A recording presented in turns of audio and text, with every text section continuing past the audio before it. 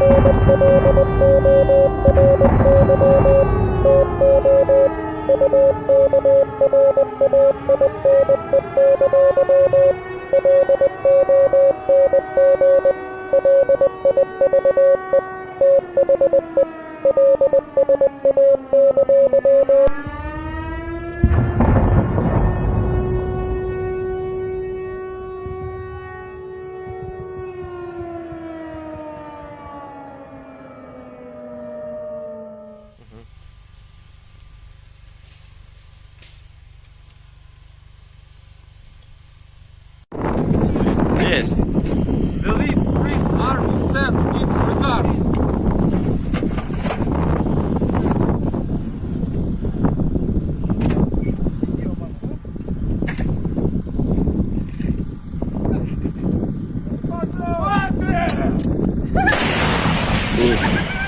Русский военный корабль. Предлагаю сложить оружие и сдаться. Русский военный корабль, иди нахуй.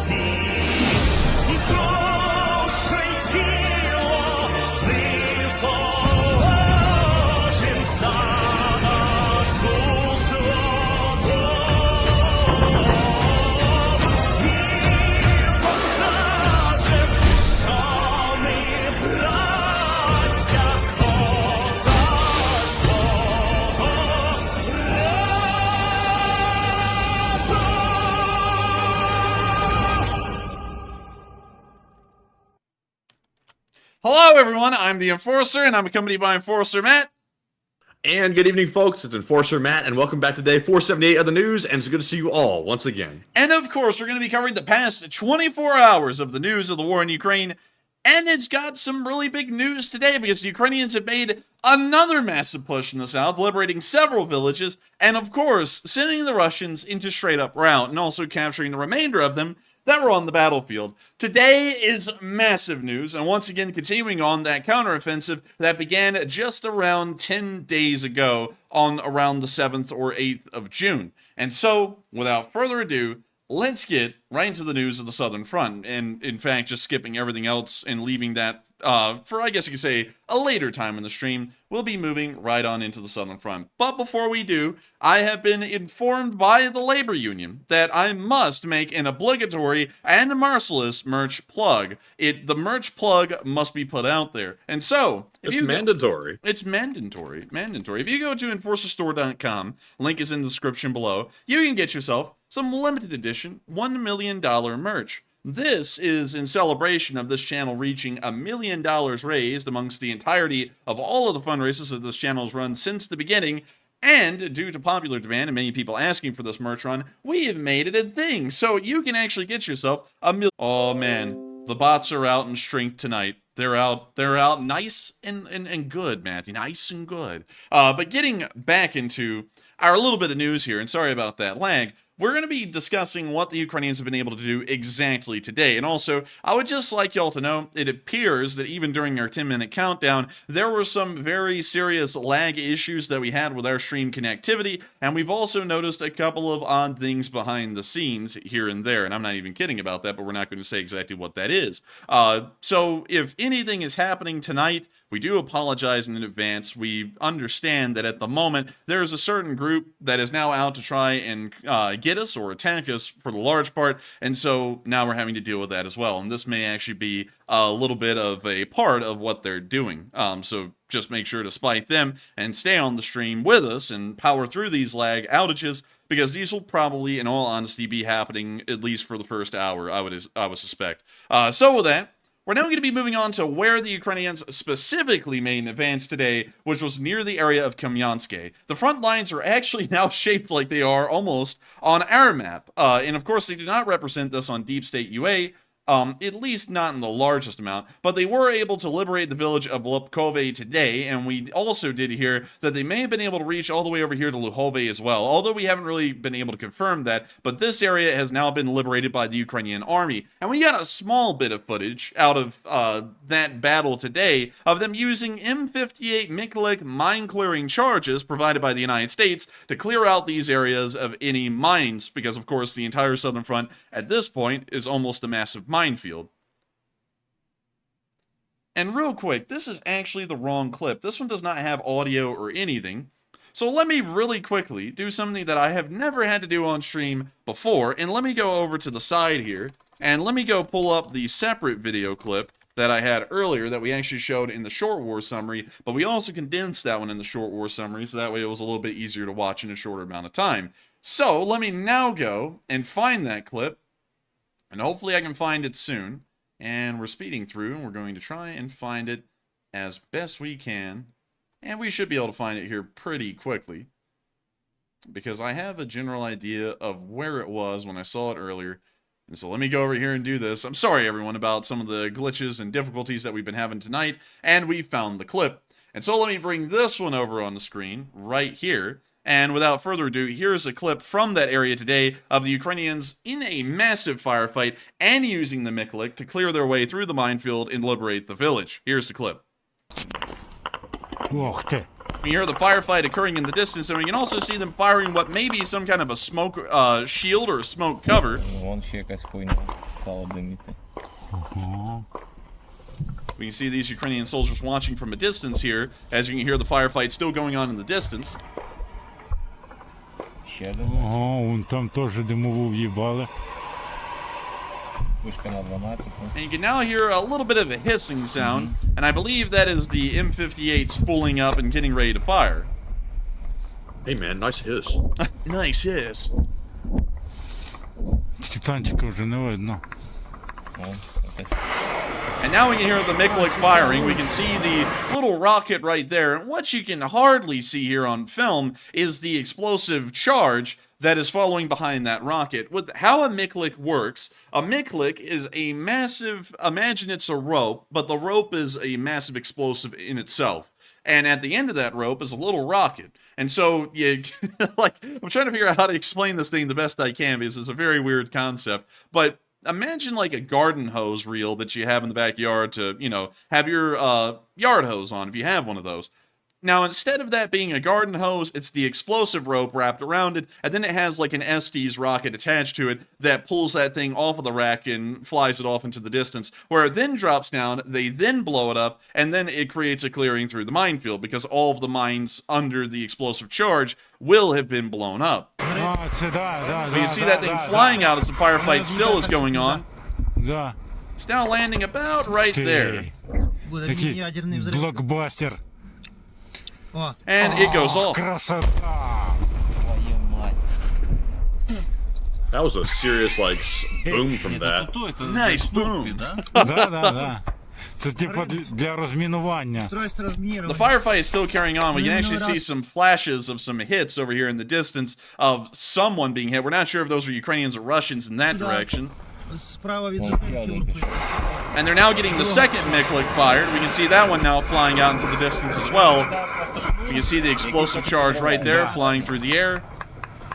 It then falls what appears to be a little bit further beyond where the last one blew up, and it'll now be also clearing a path as well. Man, those things have got a really... the flowers shake and everything. Yeah, I mean, like, these things are strong. Now you hear the firefight still going on as the Ukrainians are assaulting the Russian forces that are behind this minefield. And we don't get to see this on video, unfortunately, but as the day progressed, Ukrainian forces would eventually make it through this breach in the minefield and liberate the town just about a mile and a half beyond it, which was the town, and we'll have to go back and check the name of it in a minute, because for some reason, I'm thinking about to butcher it.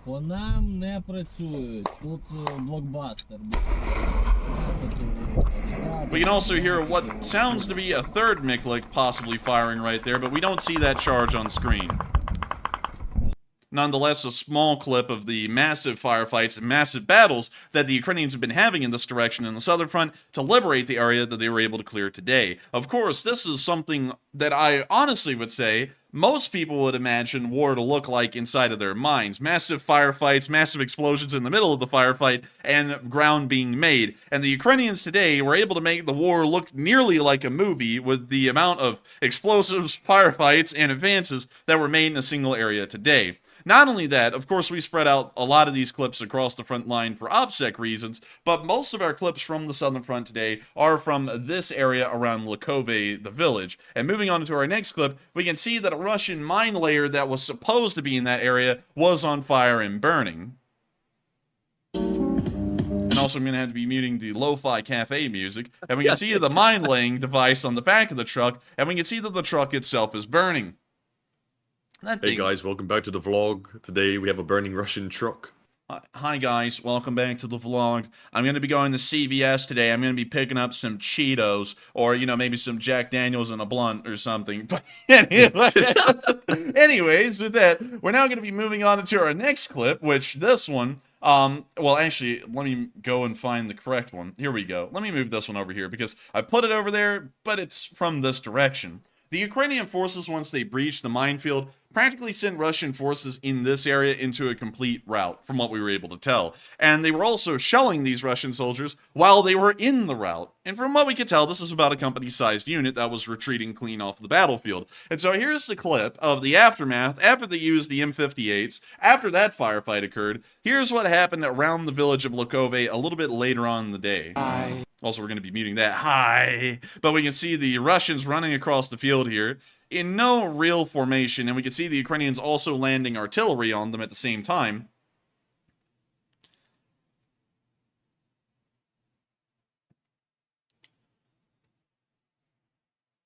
But they have to continue to push forward nonetheless, the artillery landing amongst them.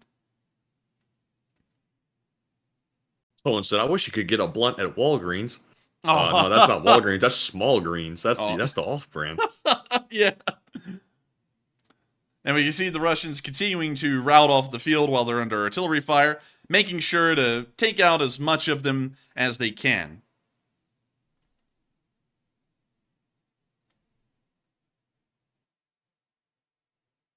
Of course, it's really nice to see that the Ukrainians were able to decisively defeat the Russians on the field in this area, and the retreats in that video are proof and testament that the Russian forces in that area around Lvovkove have collapsed, and they are now on a full retreat. We're now going to be moving on to our next clip, which also showed some Russian prisoners of war.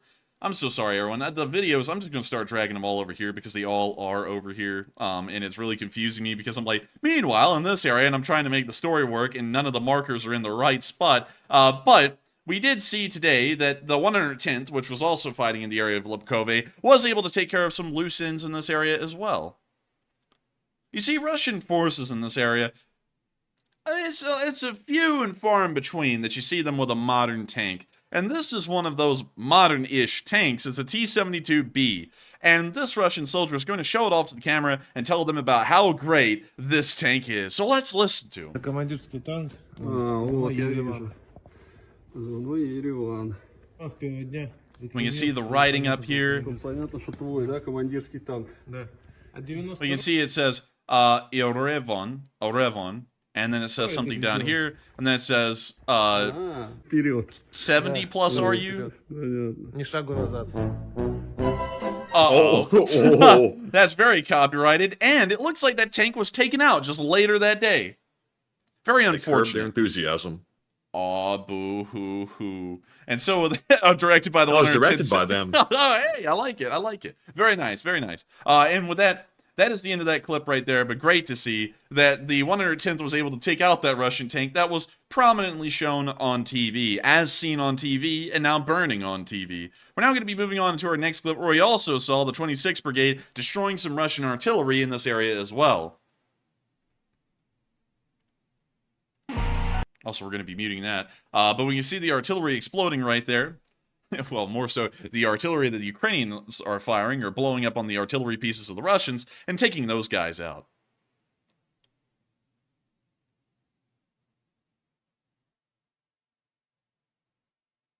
We can now see the Russian 2S4 artillery pieces there in the tree line. We can clearly see them.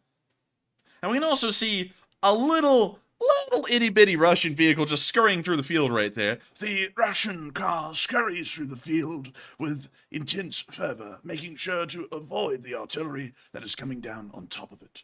Unfortunately, its SPG friends were not so lucky.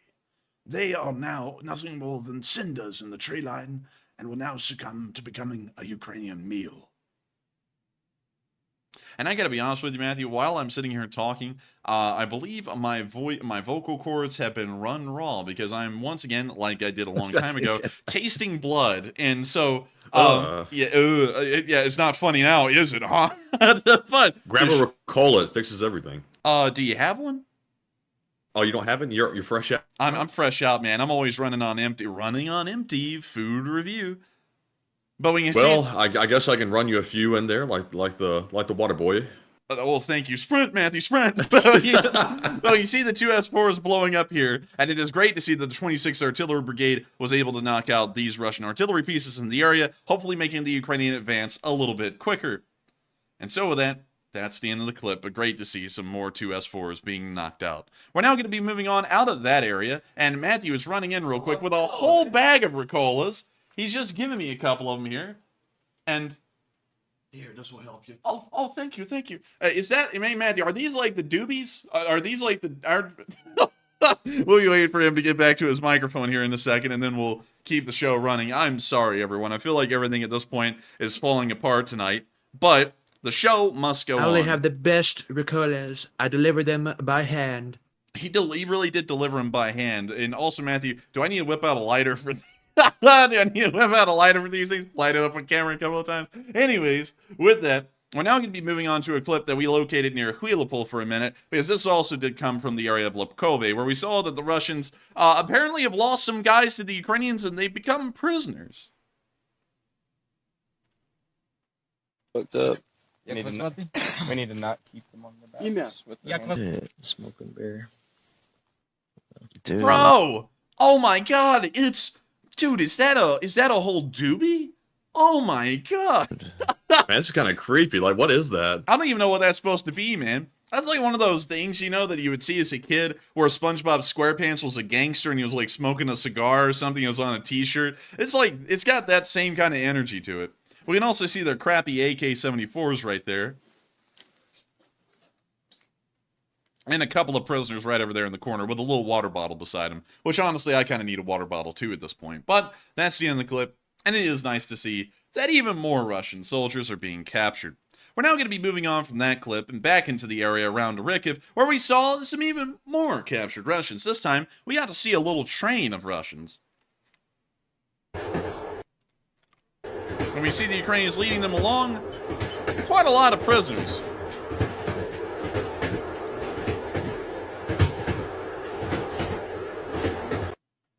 Oh, man, I'm telling you, they get no respect around here. They were told they were going to be, oh, I'm not going to give out that joke. We'll just hold that one for later. But with that, that's the end of that little clip right there. And once again, really nice to see that they were able to capture a large group of prisoners. It appears to be a squad-sized group, and that's pretty large as far as prisoner captures go. We're now going to be moving on to our next one, also located near Arikov. This one was blatantly listed near Arikov by the unit that made this video, where we saw the Makhno unit in operation near Bachmut. They took a lot of inspiration from the Sheikh Mansour battalion that is currently fighting in Bachmut. And so with that, here's the clip.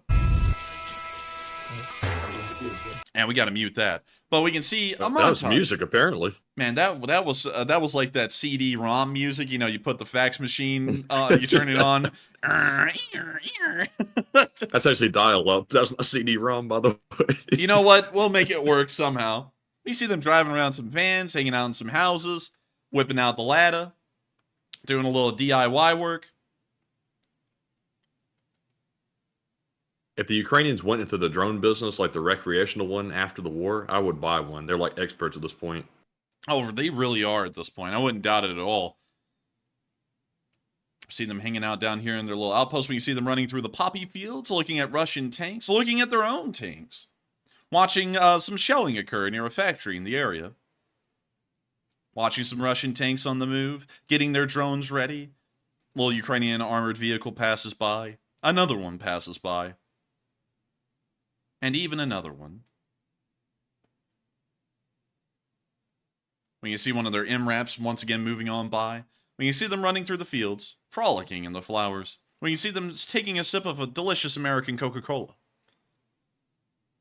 We can now see them firing their ATGM. Actually, I'm sorry, that was a Russian ATGM. We can now see them destroying that ATGM.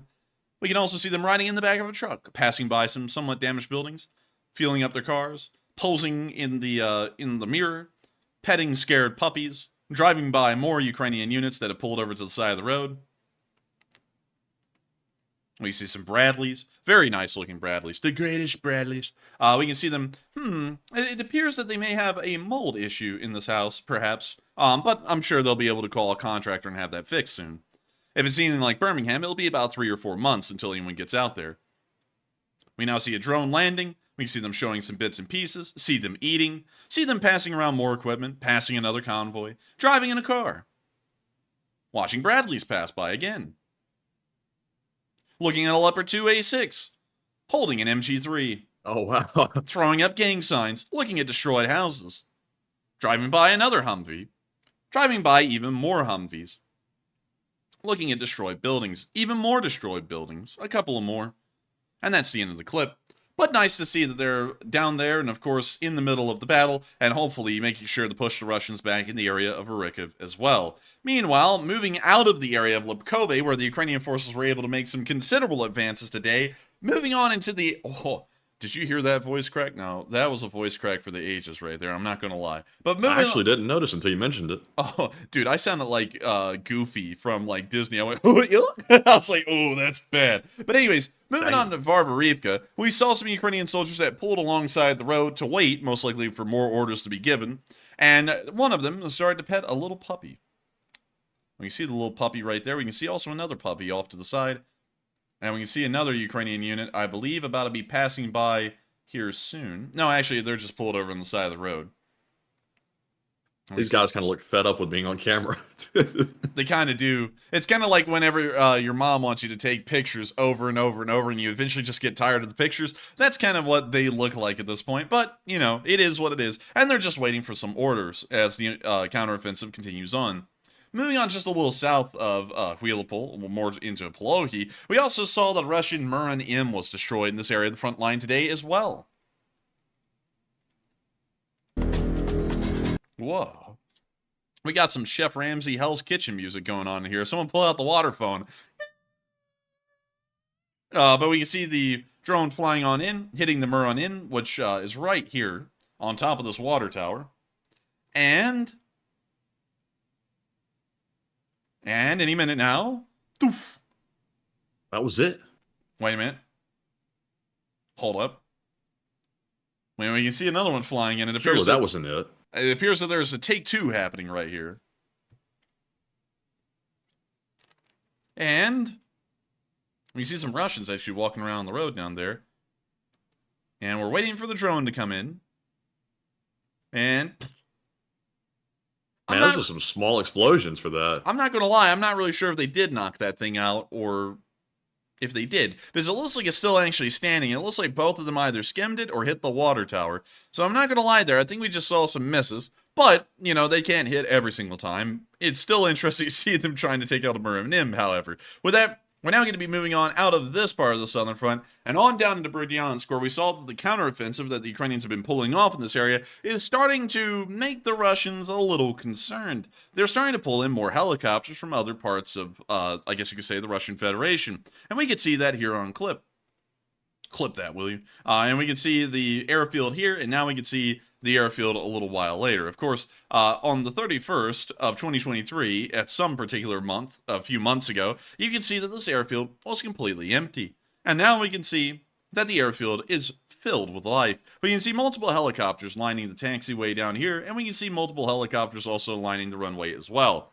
From what we understand, the Russians are actually pulling in more helicopters to try and deal with the Ukrainian counteroffensive. As many of y'all know, around one in every 3 Russian helicopters has been destroyed at this point in the war, and they are considered very valuable and very precious to the Russian army, considering that replacing them isn't really an option. And on top of that, there isn't really any good chance that these things will be effective in battle before they're shot down. However, this is really the Russians' best bet at this point to being able to try and counter the Ukrainians in their counteroffensive, and so starting to pull more of them in larger numbers like we're seeing here to try and once again counter what the Ukrainians are doing in the south. Will they be successful in that aim? Most likely not, but they're still going to give it a try nonetheless.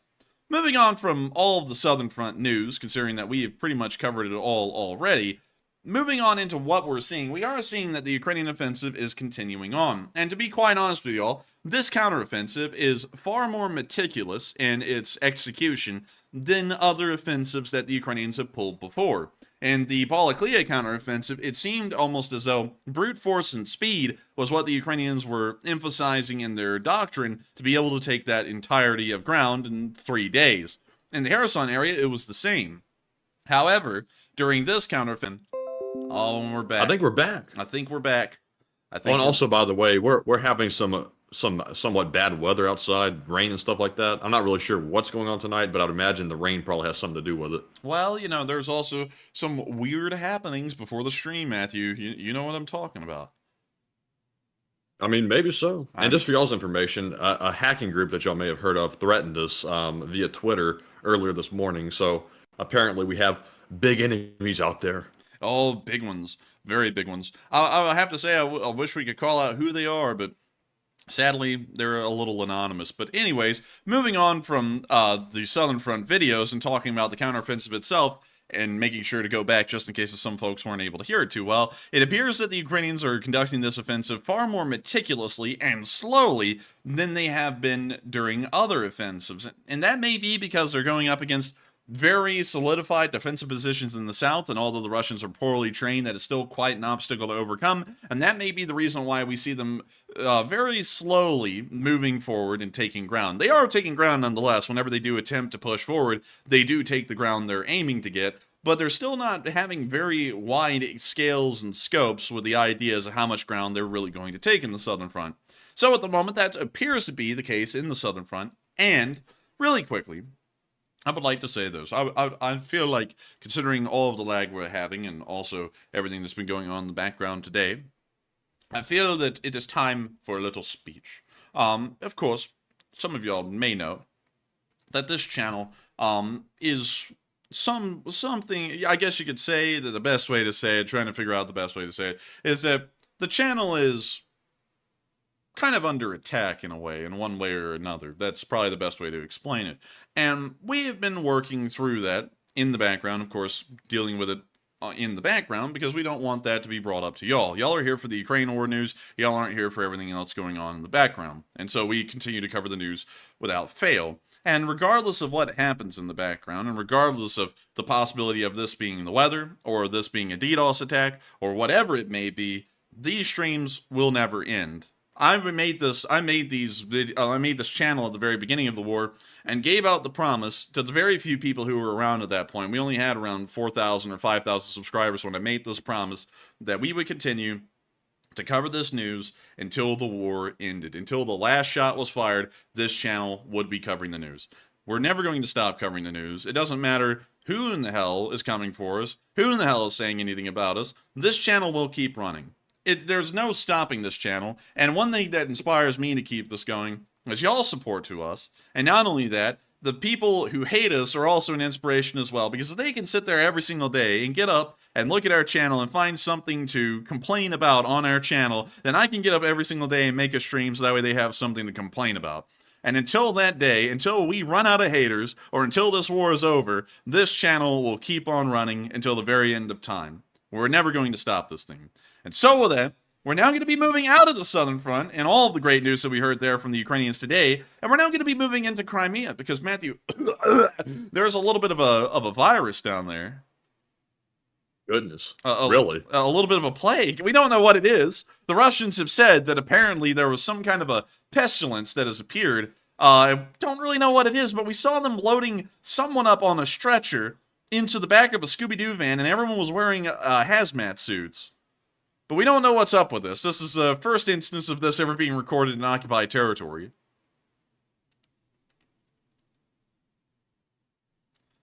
But once again, we have really no idea what's going on here.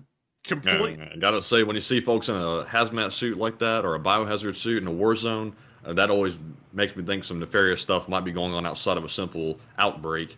Yeah, you know, I'm having a feeling that this might be something a little bit more serious, considering that they're treating this guy like he's possibly going to end up killing the whole entire world with a disease. Of course, we have no idea what it is, and the Russians are, of course, being very quiet about this, but a video was nonetheless taken about this today, and we have no idea what that was, why they were doing this, or what kind of virus or disease it may have been. Some people are saying that it may possibly be anthrax, and that may be the case. In case we all didn't know, anthrax is what leads to you having tuberculosis, and tuberculosis can spread from people just coughing around you.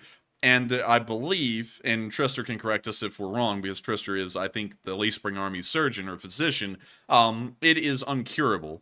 So as soon as you get tuberculosis, you just have it. You can try and deal with the symptoms, but you can't really get rid of it. Anyways, we're now going to be moving on from the Scooby-Doo van and whatever the hell's happening in Crimea, and on up into the Belgorod region. Because Belgorod has been a little heated today. We haven't heard a lot of news from the Russian Liberation Army, but we did hear a little bit about what's going on in Belgorod, and it appears the place is on fire. Here's the clip.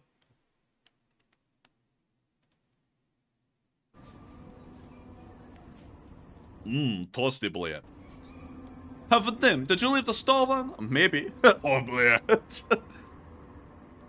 Everyone's telling me tuberculosis is now curable. I'm gonna eat my foot on that one. It most certainly is, and I got that wrong. Mark said anthrax and TB are both curable. I mean, I trust him as he's a doctor. Yes, I trust him.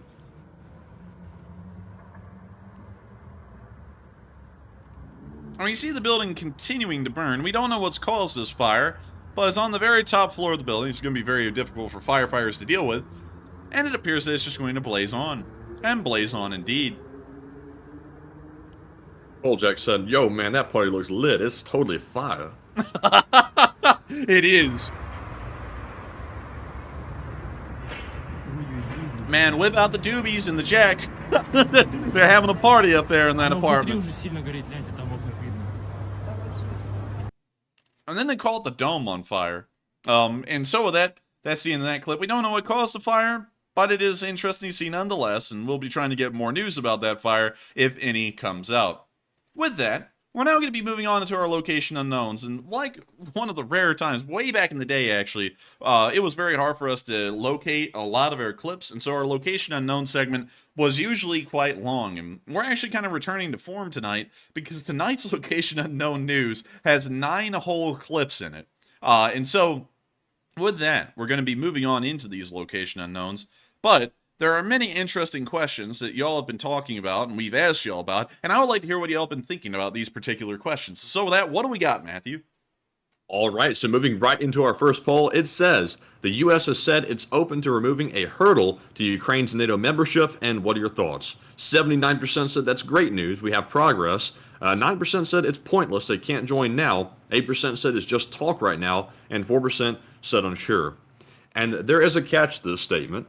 The U.S. said they're open to removing a hurdle to Ukraine's NATO membership, but only after the war. So they're kind of being a little bit sneaky there with that. I will say that it would probably be unwise, like we've said for a long time, for them to join during the war. But removing a hurdle to them joining after the war, I mean, then time's really not an issue then because the war's over. So, you know, it's kind of just symbolic, and I think the U.S. is just trying to gain some kudos points here. But Enforcer, what say you? What happened? Reread the line. It says the U.S. has said it's open to removing a hurdle to Ukraine's NATO membership, and what are your thoughts? I would say that's good to hear, and I think that we should start to seriously consider Ukraine joining NATO while the war is going on, especially considering what happened in the Novokakhovka Dam region, and I would say that's a good step forward as far as I'm concerned. And so with that, hope that does address that fairly well. I see some people saying, after the war, and I would agree. For the entire war, I've been saying they should join after the war, and that's been the going standing there.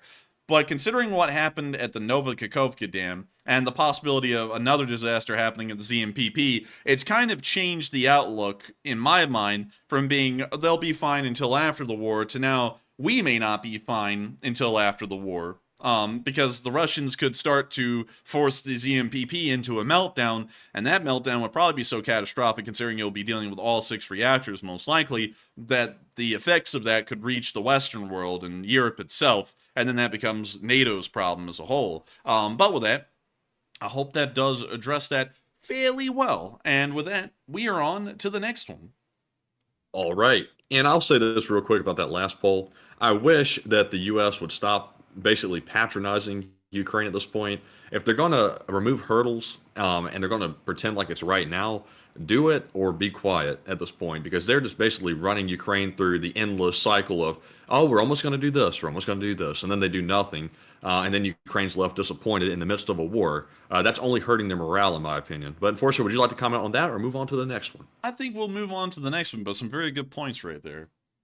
All right, so our second poll says, Ukraine says the nukes being delivered to Belarus should be taken very seriously, and what are your thoughts? 42% said not concerning it, symbolic only. 24% said only if Belarus controls the nukes. 18% said I can see both sides of it, and 16% said unsure. And on this one, I would say it should only be taken seriously if Belarus actually controls the nukes. It sounds like the nukes are just being stored in Belarus, and they're just short-term or short-range nukes. Not short-term, but short-range. It really doesn't change anything very much to me. But Enforcer, what say you? I would say that if Belarus has gotten their hands on nuclear weapons from the Russians, that means that the Russians and the Belarusians are jointly violating non-proliferation treaties that were agreed upon by all nuclear powers in the world and should be met with international condemnation by every nuclear power against the Russians and the Belarusians for what they have done right there. And serious pressure should be put on the Russians and the Belarusians to then return those nukes back to the Russian Federation, if those have, as far as we've heard, actually fallen under the direct control of Lukashenko. So with that, I hope that does address that fairly well, at least in my opinion. It doesn't change anything as far as the outlook of the war, but it does change a lot as far as international treaties about nuclear proliferation have been laid out, and this could be quite a serious violation of those treaties. And so with that, I hope that does address that fairly well, and we are on to the next one. All right, and our last poll says, Zelenskyy says, quote-unquote, no negotiations until Russia withdraws from all occupied territories in Ukraine, and what are your thoughts? 72% said it makes perfect sense to me, 20% said, it's his call, and I support it, 3% said unsure, and 6% said that doesn't make sense to me. And I'm going to be with the 20%. It's totally Zelensky's call, and I do support it because he is the one making the decisions. However, part of me thinks it really doesn't make sense, because if Russia withdraws all their forces, what is there really left to negotiate at that point? Because that means they're basically surrendering. But Enforcer, what say you? I would say that both sides are pretty hardline right now about getting to negotiations, because it's possible that the Ukrainians could start negotiations while the Russians are inside of Ukrainian territory, and then end up getting them thrown out anyways in the negotiating process. But at the same time, the Russians are demanding that the Ukrainians have to lay down all of their arms and then begin peace talks practically from the position of unconditional surrender. So right now, I don't think there's going to be any ground made in the negotiating tables anywhere in the world or anywhere in between Russia and Ukraine right now.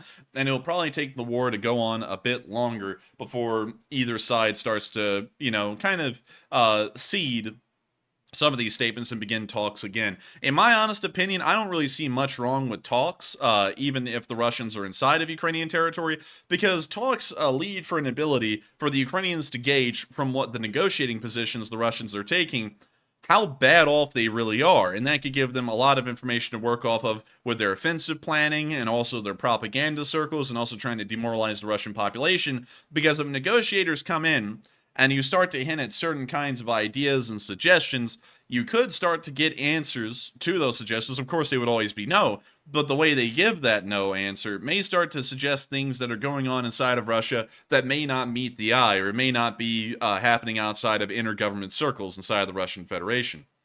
So I think that as far as the standpoint, now, of course, and some people are taking this the wrong way, I can already see, but I'm not saying that the Ukrainians should get involved in talks with the Russians to give up land. No, they should get everything back by the end of the war, but they should still try and get the Russians to the negotiating table, because just talking to some Russian negotiators, it will give the Ukrainians a pretty good idea of how bad off the Russians are, give them an idea of maybe how long the war will last, and if the Russians will concede anything at all. And if they start to concede something, keep the war rolling for a couple of months and then bring them back to the negotiating table and see what they think then. And then they'll be giving more concessions. And by the time it's all over, they may still hold the Donbass area and maybe Crimea, but Ukraine will be able to finagle that out of them because they'll have been continuing to give so many, I guess you could say, concessions to the Ukrainians. There's really nothing left but to give them back everything by that point. And so with that, I hope that does address that fairly well, at least in my opinion. And that's just my opinion on the matter. And I see a lot of people saying no talks. And either way,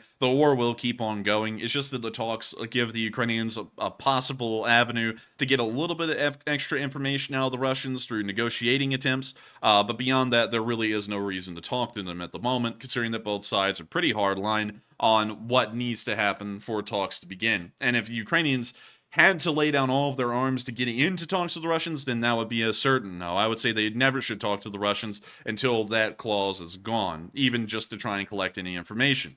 And so with that, and I do see some folks saying it's a waste of time. But the only thing is, though, the ambassadors and the people that are there to negotiate, they have the time to waste. So it wouldn't distract from Ukraine's war effort whatsoever if they were to talk. But I do agree that if the Russians aren't willing to concede any points at this point, it's kind of pointless. But it never hurts to talk, is always my position. It never hurts to talk, and it never hurts, even when you're in a position of strength, to try and extend an olive branch to someone. Now, if they spit in your face, then you got to go and get them. That's just how it works. Then. Yeah, it's different then. But honestly, looking at this in hindsight for Ukraine, Russia has already spit in their face in the negotiating table before, so now they do have to get them. And I see a lot of people bringing that up in the live chat as well, and y'all are completely right on that, thinking back about it. The Russians did spit in the Ukrainian faces of negotiators multiple times whenever they were having talks at the beginning of the war. And honestly, thinking back about that, they shouldn't have talks. They should send this thing home until they take back all their territory and then begin talks from the position of the Russians really have nothing to even talk about at that point, rather than just officially ending the war. And so, with that, hope that does address that fairly well. But, of course, it's a very interesting discussion also. Well, hold up. I had to go back and check that one. Man, don't read them. That's why I'm blocking them. Well, I gotta still check them out. But anyways, with that, I hope we addressed that poll fairly well. Y'all have actually changed my mind on that one. No talks until the war is over. Well, pretty much until the war is over because the Russians have been pushed out. But with that, we are on to the next one.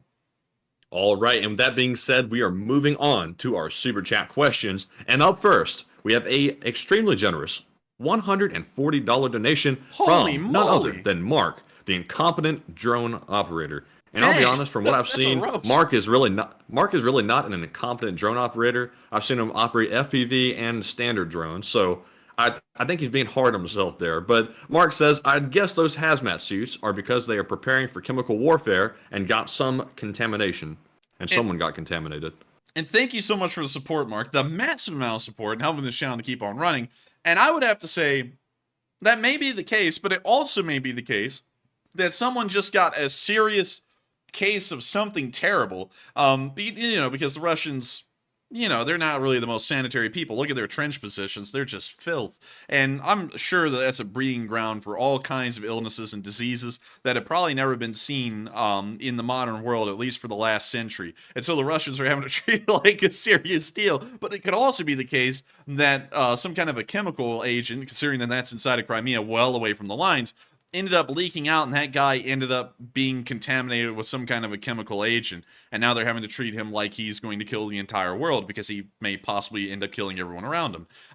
Also, Jim Calamarni just said a certain kind of pox. Now, hold up there, partner. Now, hold up there. But still, thank you so much for the massive amount of support, Mark, in helping this channel to keep on running. And I got to thank you so much for appreciating this channel so much that you would support us that greatly. It helps us to keep the lights on. It helps everything to keep on rolling behind the scenes. And that is a very interesting input on what was happening in that one clip that we saw from Crimea. And so thank you so much once again for the support and helping this channel to keep on rolling. And with that, we are on to the next one. And I believe I know who the next one's super chat is as well.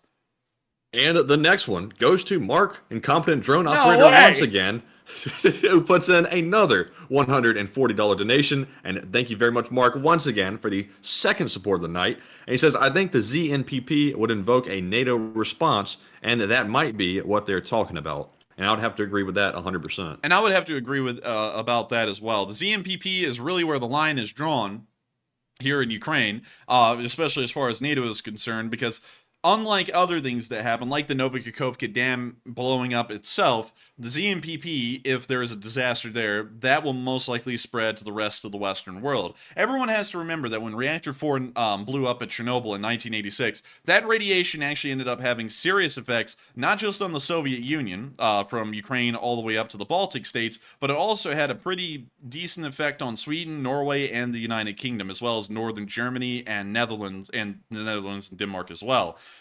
And that was a very, in terms of a nuclear disaster on the scale of what Zaporizhzhia would be, that was a very small disaster compared to what Zaporizhzhia would most likely turn into. And considering that that affected NATO, and there was also a lot of outcry back then when Chernobyl happened, that something needs to be done to the Soviet Union about that nuclear disaster, nowadays, I would say that certainly is the point that NATO would most likely intervene in Ukraine about, is if the ZNPP began to get into a state where it would certainly melt down. The radioactive fallout from the ZNPP would be massive. And I don't know if there's been any models or simulations made, or if those have been made available to the public, because a lot of people may end up freaking out in the public if they saw those models. But if that radiation could not be contained with some kind of sarcophagus or a protective structure around those reactors, and they continue to emit radiation just for an undefined amount of time, let's say a month or 2 months, that can end up being catastrophic, not just for the local area, but a lot of places outside of Ukraine can end up getting pretty significant amounts of radiation. And it would be a continuous stream of radiation. It's not like a nuclear weapon. And a lot of people get nuclear weapons and nuclear radiation from power plants confused. Nuclear weapons are like a normal conventional bomb. The damage is really instantaneous during the explosion. The fallout does exist for about 2 weeks, but beyond 2 weeks, the half-life of the radioactive isotopes in a nuclear bomb end up fading out pretty much, and then there's no radioactivity anywhere, so it's pretty much done and over with. That's why you can walk around in the streets of Hiroshima and Nagasaki 70 years after the bombs went off there, and they're modern, full-developed cities. And let me go find, and let's see here. Here's Nagasaki right here. Here's the port of Nagasaki right over here, where one of the nuclear bombs, I forgot which one it was Fat Man or Little Boy went off. And here's the town today, and it's a modern, vibrant town. It was completely rebuilt after the bombing because the radiation from a nuclear bomb just does not last that long. However, with a nuclear power plant, the situation is entirely different.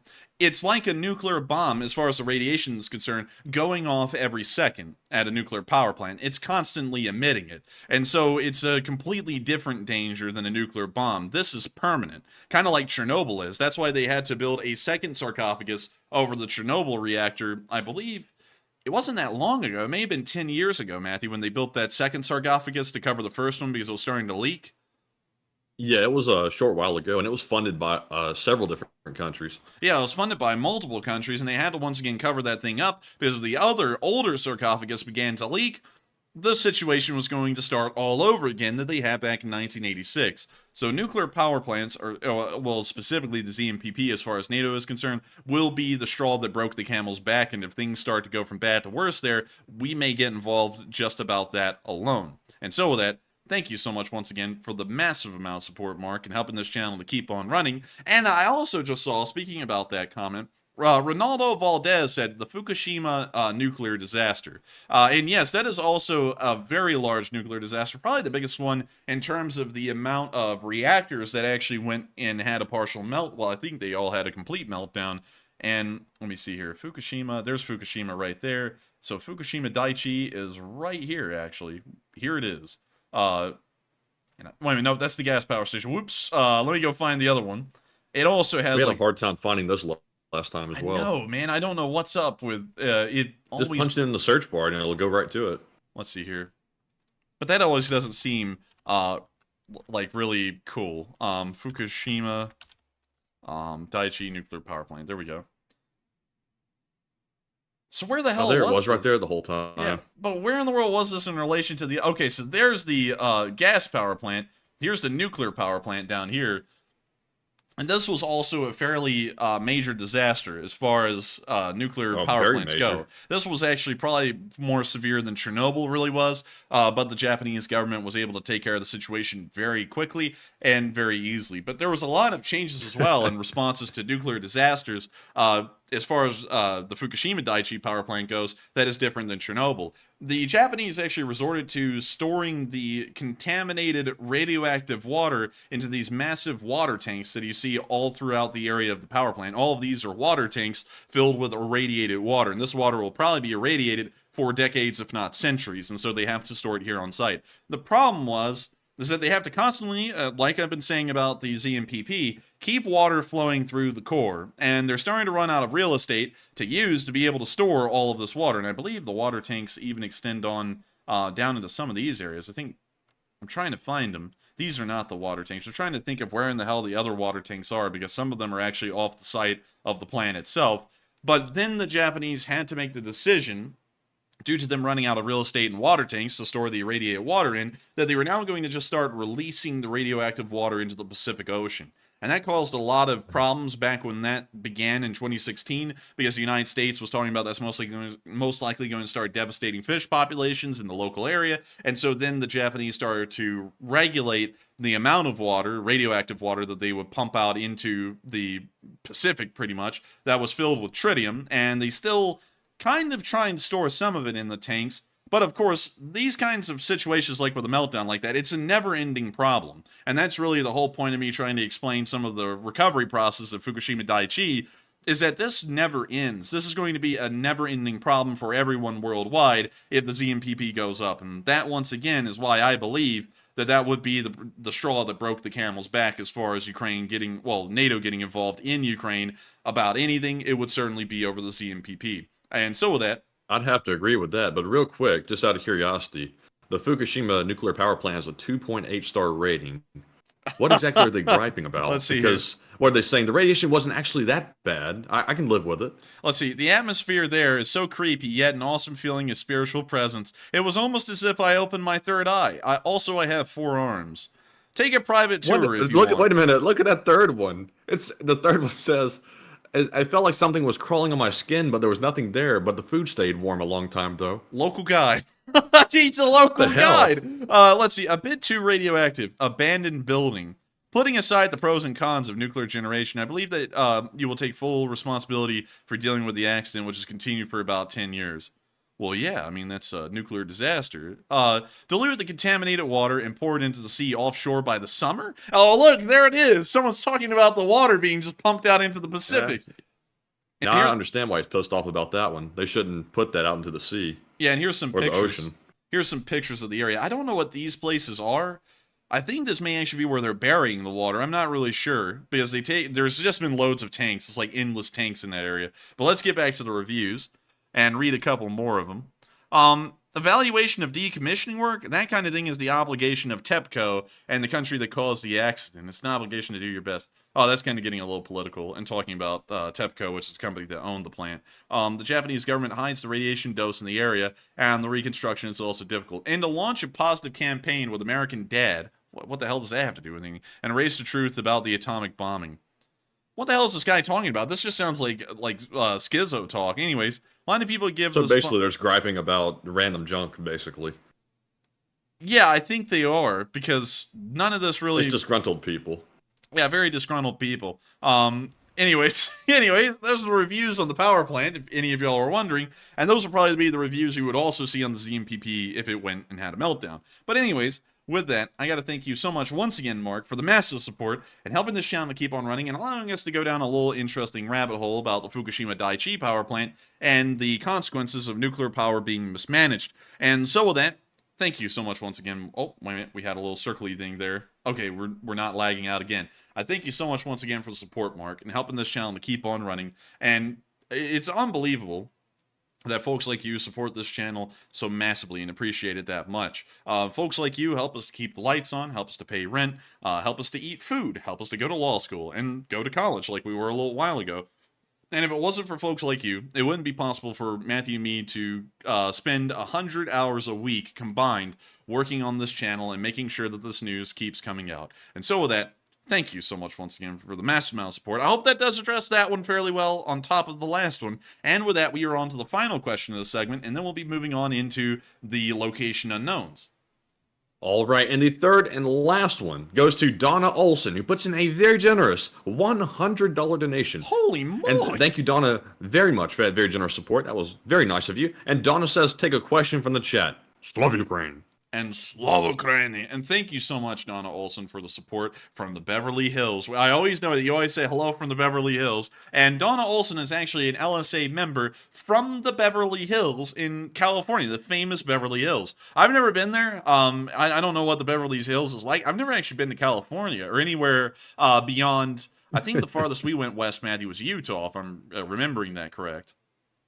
Yes, I think so. Let me go out there and or see. Idaho, I think. Yeah, it was Idaho. We went up to Idaho. But anyways, yeah, the farthest west we went was Idaho. I think it was like Pocatello. That is the farthest west we've made. It's just a little bit more west than Salt Lake City. But I thank you so much once again for the support, Donna. You have been around forever, and I thank you so much once again for the massive amount of support and helping this channel to keep on running, and also supporting us as a channel and supporting us through the things we've been going through recently. It's great to know that folks care about this channel a little bit behind the scenes and also support us massively to help us to keep this thing running. And so thank you so much once again for the support. We will be making sure to get that live chat. And with that, what do we got, Matthew?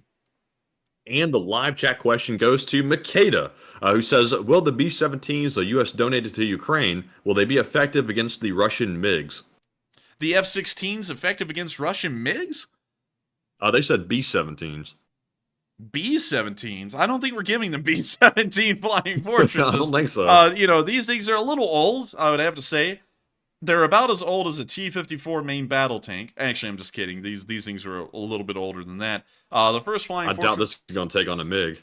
Yeah, I don't think this thing will be taking on a MiG anytime soon. Now, strap some AIM-9Xs to this thing. It may be able to, but I'm still doubting that a little bit. It is a pretty big target, flies pretty slow, and it's about 80 years old at this point. There's hardly any flying examples left. So I'd be honest, I'd say it'd probably be few and far in between that this thing would ever take on a MiG-29 or any other kind of MiG, or even be there for that matter at all. But still, B-17s are pretty cool. A little fun fact about a B-17. Did y'all know that they actually did not come up with the name Flying Fortress? Boeing did. A press reporter who was there when they unveiled the B-17, kind of like they did the B-21 Raider, he looked at the thing and all the machine guns on it, and he said, wow, that thing's like a flying fortress. And the Boeing PR people sat there and just started drooling and went, oh my God, this man just did our job for us. And then they just dubbed the thing Flying Fortress, and that stuck. And so that's how it got the name Flying Fortress.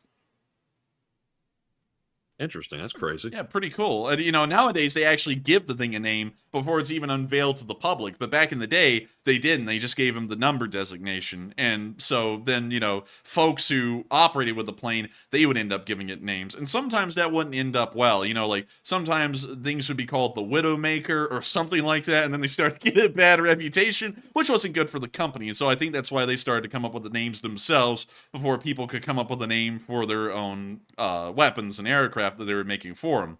But with that, hope that does address that fairly well. And thank you so much once again, Donna Olson, for the massive amount of support and helping this channel to keep on running. Because once again, folks like you make this channel possible. Every single person who supported this channel, I've got to thank y'all already tonight. It's a choice that y'all make, and a choice that no one really has to make at the end of the night to support this channel. And yet y'all have decided that y'all appreciate this channel enough that y'all want to support it and help this thing to keep on rolling. And to that, we're greatly appreciative, because through y'all's choice to support us, y'all help us to be able to keep this thing running and help us to be able to do this as a full-time job. And so thank you all so much once again for the support. Of course, we'll be getting to everyone else's during the question segment later on the night, but thank you to Mark and Donna, who we've already addressed, and everyone else who has supported us so far that we haven't been able to get to yet. But with that, we're now going to be moving on into our location unknowns, and starting off with our first clip, we saw a Ukrainian drone hitting a Russian trench. And it was quite a solid hit. And man, they got that music going.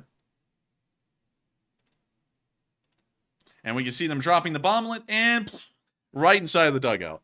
Poof.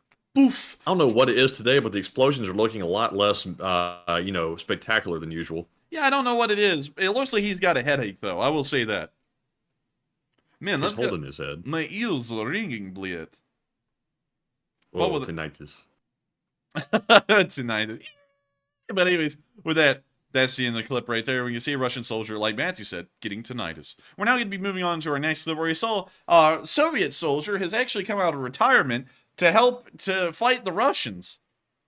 Back in 1985, these are pictures of this guy. Back in 1985, he was a part of the Soviet tank forces. And so he was a tanker way back in the day in 1985.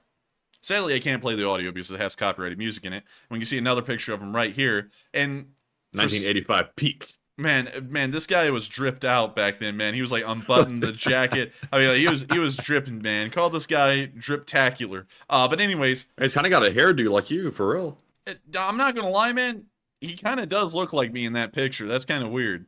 Yeah. But anyways, moving on from that, we can now see him in the present day, once again returning to being a tanker again, and now taking on the Russian forces in the fields of Ukraine.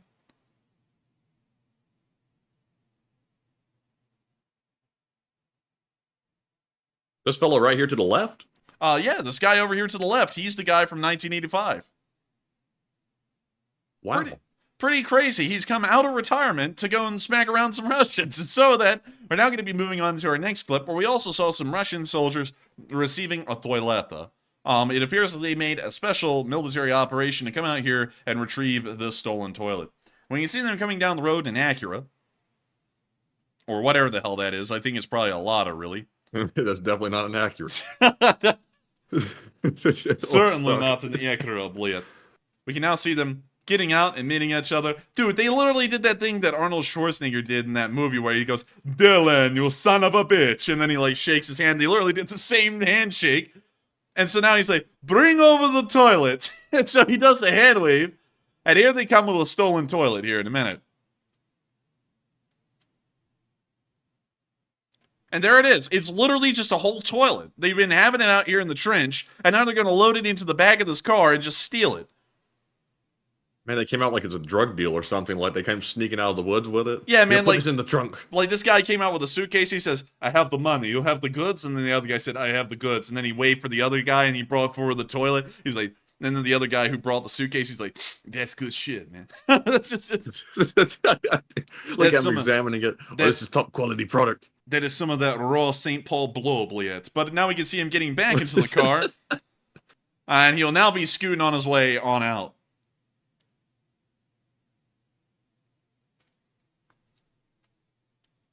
Oh, we're And gonna there- take the long way out, Bliat. We don't want the cops to tail me on this one. Yeah, he said that the cops will be waiting for me the other way. I must take the other direction out, Bliat. But with that, that's the end of the clip right there. And I gotta be honest with y'all, I've never seen anyone take a toilet like it's a drug deal.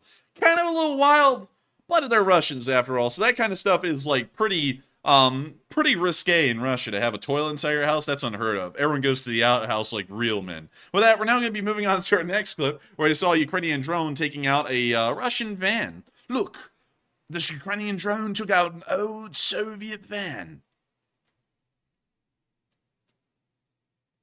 And boop. Oh my God! They put in the meme. Oh my God!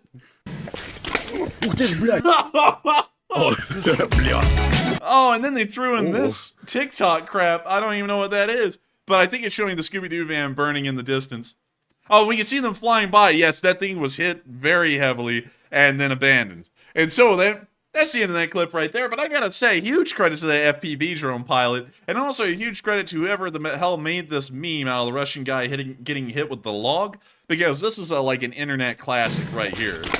That's a classic, honestly. But with that, that's the end of the clip, and we're now going to be moving on to our next one, where we also saw the Ukrainians captured a T-62. Now, sadly, we do have to correct the caption here, because it was a little too optimistic. I like the enthusiasm, but a little too optimistic. It says that the Ukrainians captured a T-54. Now, we do know that the Russians are using archaic T-54s on the battlefield, and we have seen them before, but this is, as a matter of fact, a T-62. The reason being is, first, Martin T showed it, and also I noticed it as well, that you can see the rear hatch on the turret that a T-62 has that a T-54 does not. T-54 turret, and let me pull that up for y'all and show y'all a T-54 turret to the rear. And here is the rear side right there of a T-54's turret, and you can see that they have these little marks, like horseshoe marks in the rear of the turret, but they don't have that little opening rear door hatch that a T-62 has. Now, if we go to a T-62, and we look at the T-62's turret, we can notice a few things. One, it's a very ugly tank, and two, we'll be using this model right here from the Squad Wiki for the Squad video game, because they have a pretty good picture of it. You can see that hatch right there. And if you go back to this picture, you can see that hatch up there as well. You can also see this weird, wonky shape that the T-62 turret has over here, where it looks malshapen. You can see that right there as well. Although this is supposed to be, I believe, some kind of a Middle Eastern alliance or Iraqi T-62. They're all one and the same. They're all made the same. And let me see if I can find y'all an actual real picture of the T-62 instead of one from a game. This is a Trumpeteer model. Sadly, for some reason, no one takes a picture of the rear of the T-62's turret in real life, and also this one has no pixels, so we'll be moving on again to this picture, where you can once again see the weird turret shape and that little rear door right there. So sadly, not a T-54, not that ancient, but still quite old. It is a T-62 that the Ukrainians were able to capture. With that, we're now going to be moving on from that nice little clip, once again showing the Russians are desperate enough that they are using just flat-out T-62s on the front line, and we're now going to be moving on into our next bit of Location Unknown news, where we also saw some pictures of what Gepard ammunition looks like when it explodes in air. Gepard ammunition actually has a timed fuse in each round, so when it's fired, it actually explodes at a certain altitude in air, kind of like an old flat gun would, but a lot more advanced and a lot more modern. And we can see what these little puffs from the proximity fuses look like when those shells explode. We can see them here, we can see them all over the place right here. And it appears that we can even see maybe some of the casings from the Gepard actually flying across screen at the bottom right side. And then finally, we can see a picture of one of those Ukrainian Gepards right here with a very cute German Shepherd sitting right there on the front of it. And isn't it cute? Very cute puppy. But with that, that's the end of the little... Schultz, it's his dog. Schultz, geschlägt verleichment. But anyways, with that, we're now going to be moving on from the Gepard here and on into our next clip, where we also saw a little bit of battle damage was caused to what appears to be a Leopard 2A4. We can tell it's a Leopard 2A4 because the turret does not have that angled front armor on the turret cheeks, it's flat armor on the front. It appears that the Russians have been firing small arms, most likely rifles or other kinds of, I guess you could say, smaller weapons, not tank fire, but smaller weapons towards the Leopard 2's optics. We can see that one of the optics, I believe that's the gunner's sight, have been hit and possibly knocked out. And we can also see that the commander's IR sight, further back, had also been hit by something else. Beyond that, however, wait a minute. Hold up. Wait a minute, is the turret get punched in right there? It looks like something like that happened. It looks like something like that happened. It looks like this tank may have not been hit by a small arms fire. It looks like a shell may have blown up on top of it, nearly puncturing the turret, and then they rolled it off the field, and they're now getting it to repairs. That is a pretty serious dent right there, though. It actually fractured the armor on the top of the tank. But once again, even on Western tanks, the top armor is thin, and a direct artillery impact will cause a significant amount of damage, even to a Western tank like this Leopard 2A4. But pretty wild to see that the armor was straight up pretty much blasted apart on the top of it, but lucky to know the crew was able to make it out there. And so with that, we're now going to be moving on into our next clip of Location Unknown News, or you can see the Georgian Legion having a little laugh of it. And so with that, here's the clip.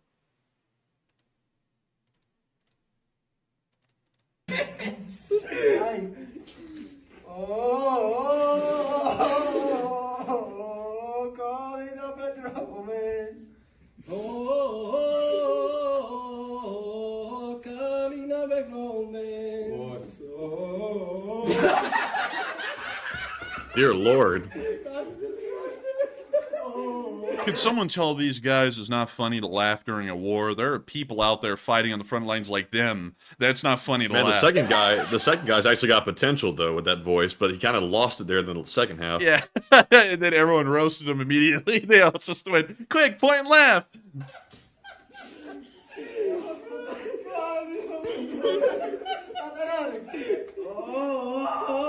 Oh my god! Damn! Oh, that sounded like me singing. Goodness.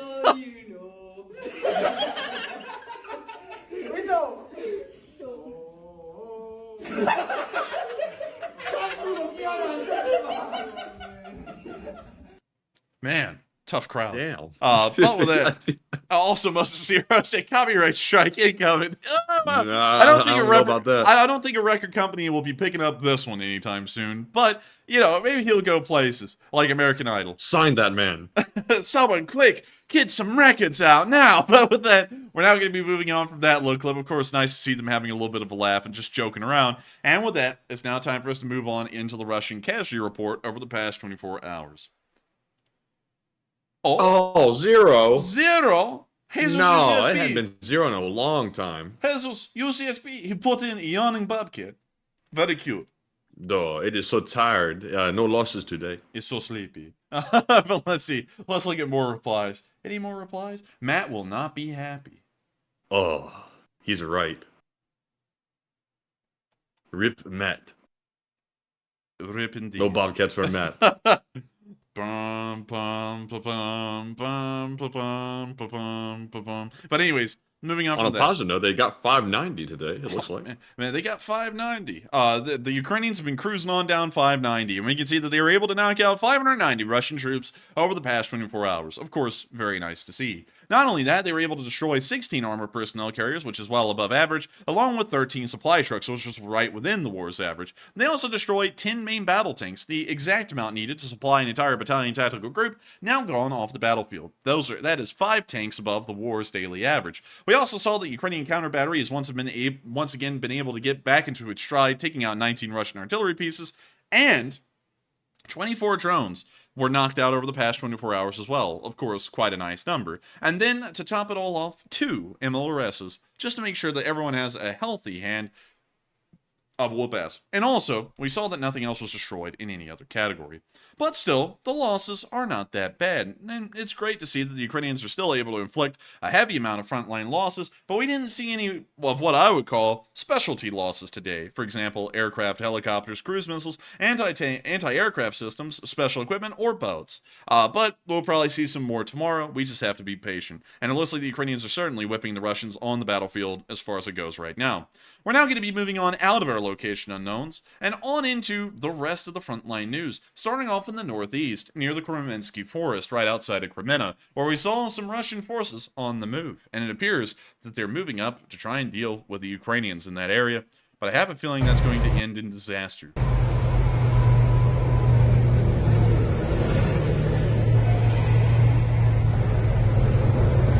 We see them moving by right there, and that's the end of the clip. but a small little look at what's happening up near Crimean. We're now going to be moving on out of that area because we haven't seen any frontline advances in that direction today, and down on into Bakhmut. We did not get a lot of news from Bakhmut today, and it appears that as far as today's frontline activities went, the front lines have certainly slowed down in Bakhmut, at least for the past 24 hours. We haven't been seeing any advances by Ukrainian forces, and we've seen very little activity of them recorded on video or picture. And so with that, our first clip is the 5th unit, also known as the Omega, hitting the Russian forces. Oh yeah, pull out that didgeridoo, boy. But anyways, we see them driving down the road. We see them following behind one of their guns. And we now see them setting that thing up. We now see them scoping out some Russians. And we now see them firing their piece. It appears to be a Mista B. And the shell lands right where they wanted to, right on top of where the Russians may be. And we can now see an additional amount of fire coming out of that tree line, showing that they must have hit something. We can't really tell what it is at this point.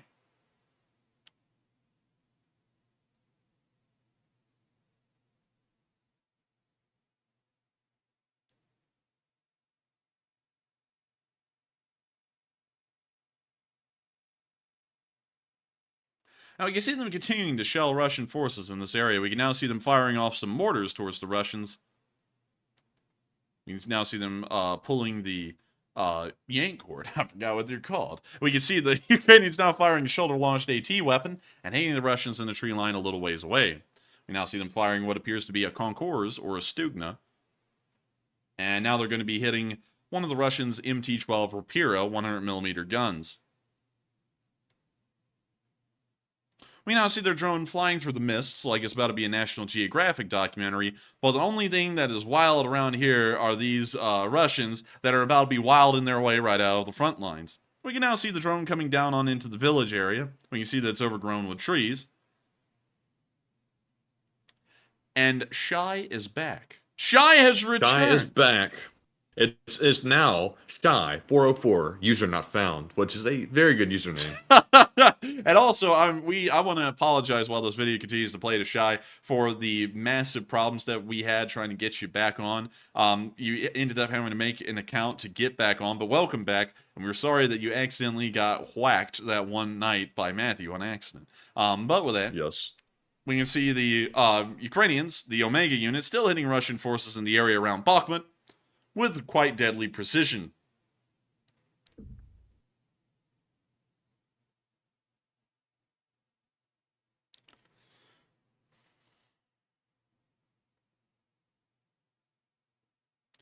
And Olam Drab said, effective. And I'd say, very good. I'd love to see it. And they were able to take out a good amount of Russian forces just in this clip alone.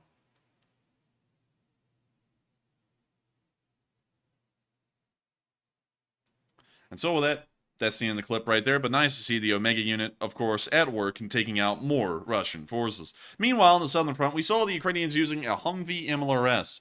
Apparently provided by Croatia, well, at least the rocket launching part of the Humvee. The Ukrainians then mounted the Croatian MLRS on top of a Humvee and then made this interesting contraption with some Chad music playing in the background. Well, you now see it firing off its rockets, and hopefully these are accurate. That's the end of the clip right there, but just a very neat Ukrainian weapon of war. We're now going to be moving on out of the Bakhmut area because, of course, not much happened there today in video or picture evidence, and not a lot happened in frontline advances either. We're not sure why the Ukrainian forces have stopped advancing in this area, but we will most likely be getting more information about that in the next few days. We're now going to be moving out of that area and on towards Marinka, where we saw some Russian forces getting hit in this area by Ukrainian artillery and also Ukrainian RPGs. We can see the Russians moving around after an artillery strike here in the town of Marinka.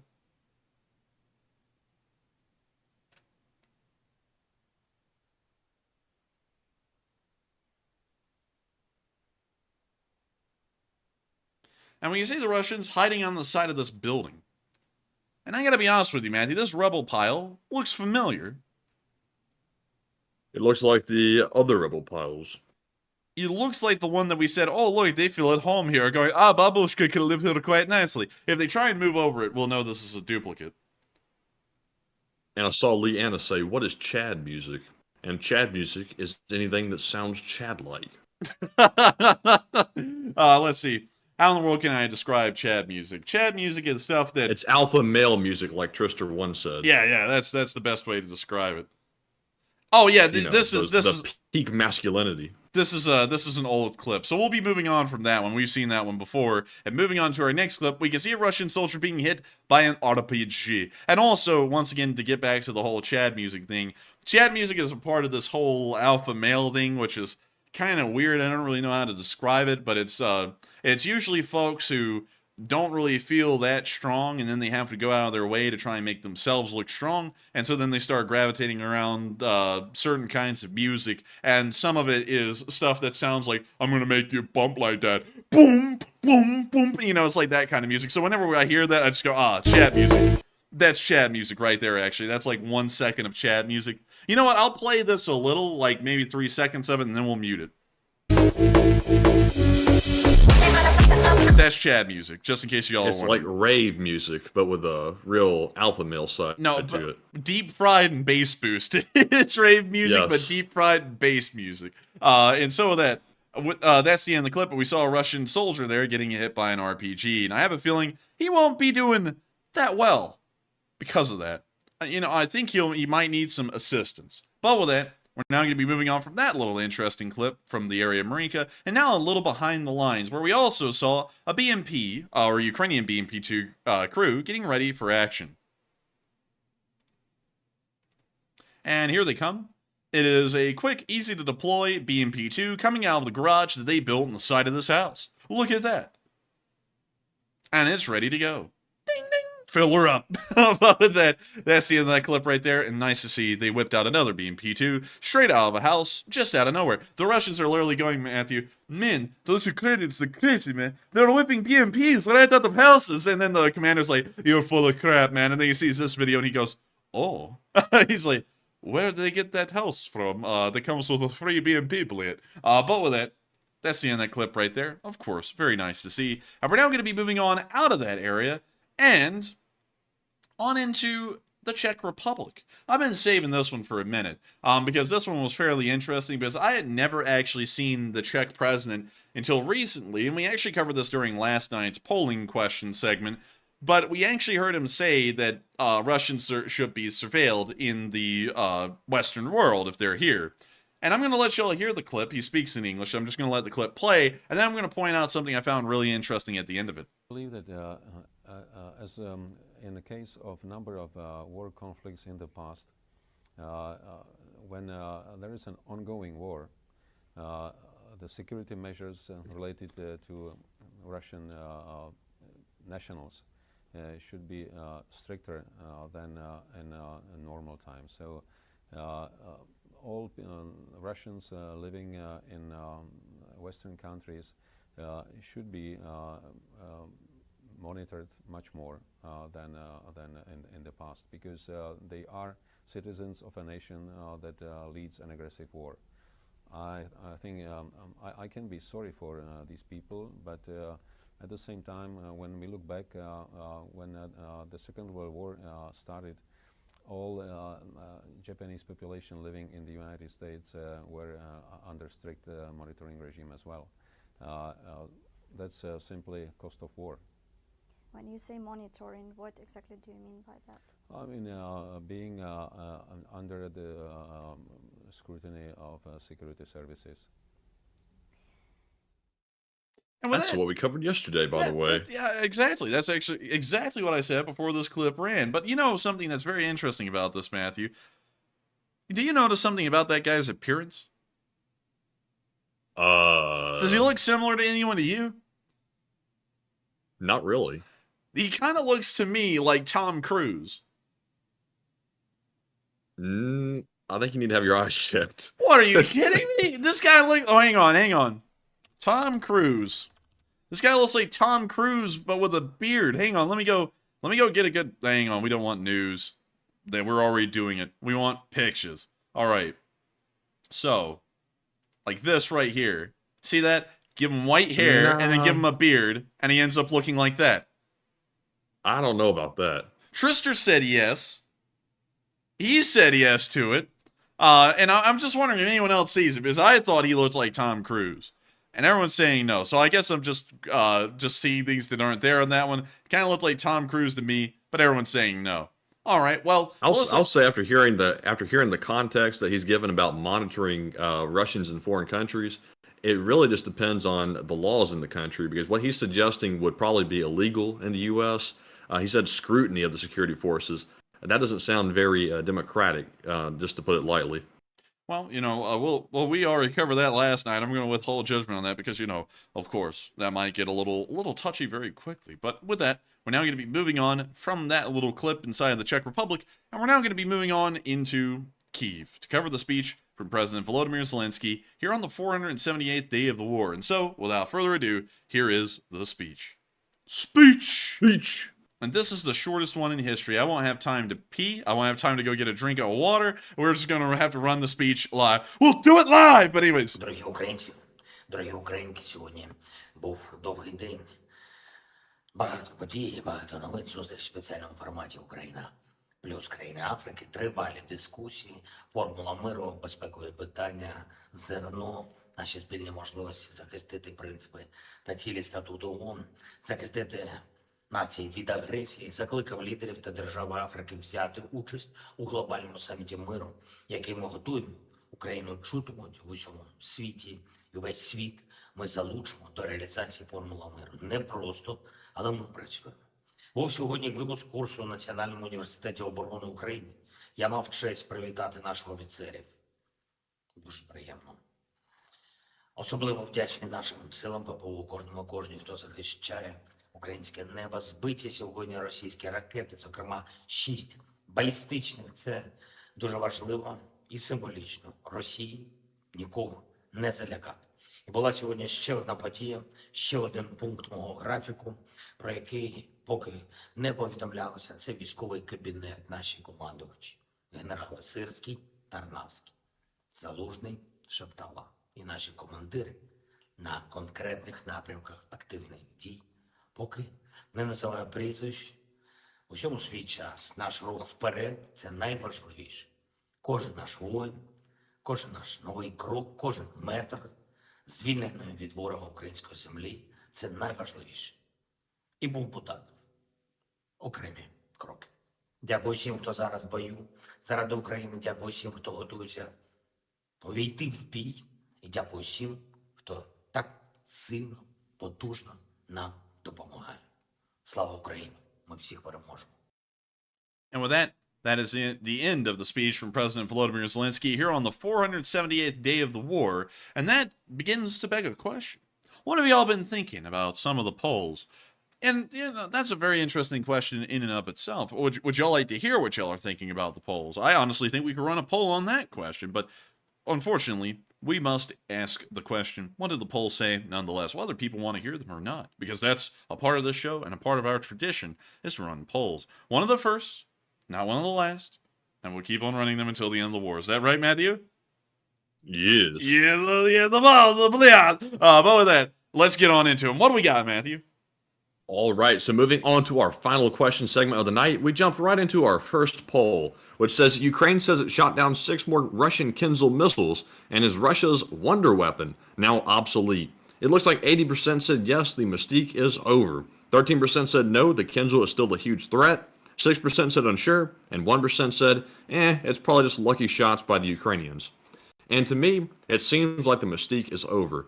And I will say that some folks are probably going to say that it was just hype the entire time, and I would have to actually agree with you on that, because if our Patriots are taking them out, and supposedly these were the indefensible missiles, then, how are they taking them down? That's a simple question. But Enforcer, what say you?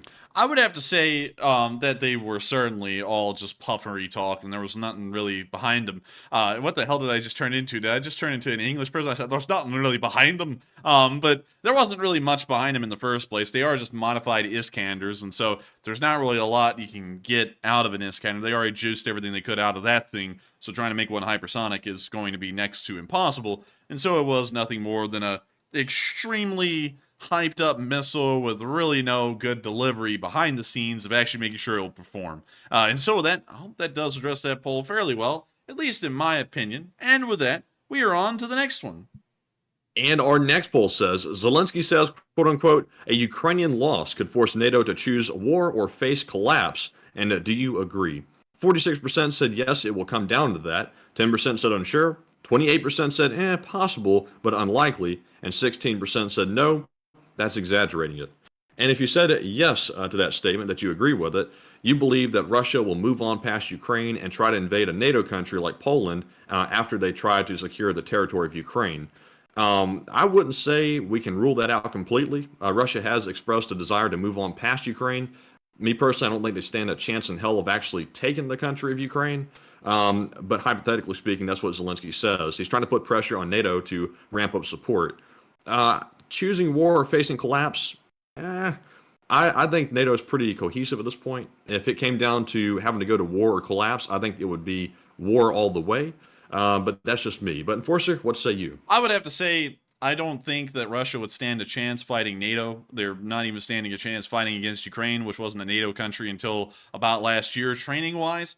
So, to be completely honest with everyone, they don't stand a chance. The NATO alliance would probably be fine in a war like that because, once again, look at how badly they're doing in Ukraine, and imagine them actually fighting a military that is made up of nothing but the weapons that are giving the Russians hell on earth right now. I mean, that would be something the Russians really couldn't handle. Now, that's not to say they would try, or they wouldn't try. They probably would give it a shot, and, that shot largely will not succeed, but I think that if they did win in Ukraine, they would probably be emboldened to try and push on towards NATO, and they would probably start pulling out the nuclear threat more and more, and also more seriously. And so with that, I hope that does address that poll fairly well, at least in my opinion. And also, Matthew, I'd just like to say, just for a wee bit of a minute, that, if the Russians try to attack NATO, I'd have to pull out some jack and some doobies, and I'd have to sit back and just watch it all happen,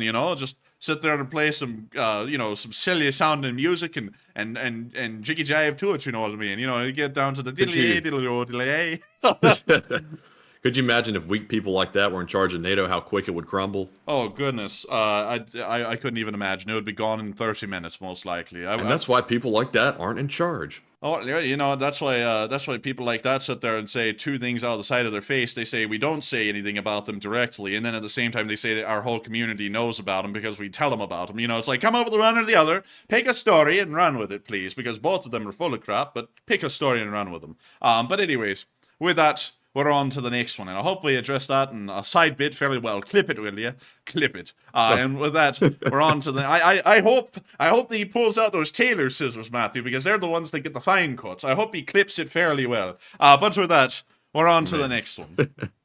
Clip it with the Enforcer doing an Irish accent. That would be Enforcer style 100%. Oh, Enforcer style, just all the way. But with that, we're on to the next one, eh? And the next poll we have says NATO has begun to protect undersea pipelines from Russia, and would an attack trigger Article 5? 49% said yes, it would. 18% said unsure. 12% said they might overlook it. And 21% said no, that won't start World War III. And I have a feeling that would not start World War III. NATO is not dying to go to war, no pun intended. I think that they would probably overlook it. A pipeline attack is not something that is that severe. It is severe in a sense, but not in a way it's costing lives per se. But Enforcer, what say you? I would have to be honest with everyone. I don't think that would invoke Article 5 either, because we saw that the pipeline, the Gazprom lines were attacked, the Nord Stream 1 and 2, by an unknown country, and that didn't invoke Article 5 either. Of course, that was owned by the Gazprom company, which is Russian, but still, it didn't invoke Article 5, and you would think it would, considering that it had to do with gas deliveries to Europe.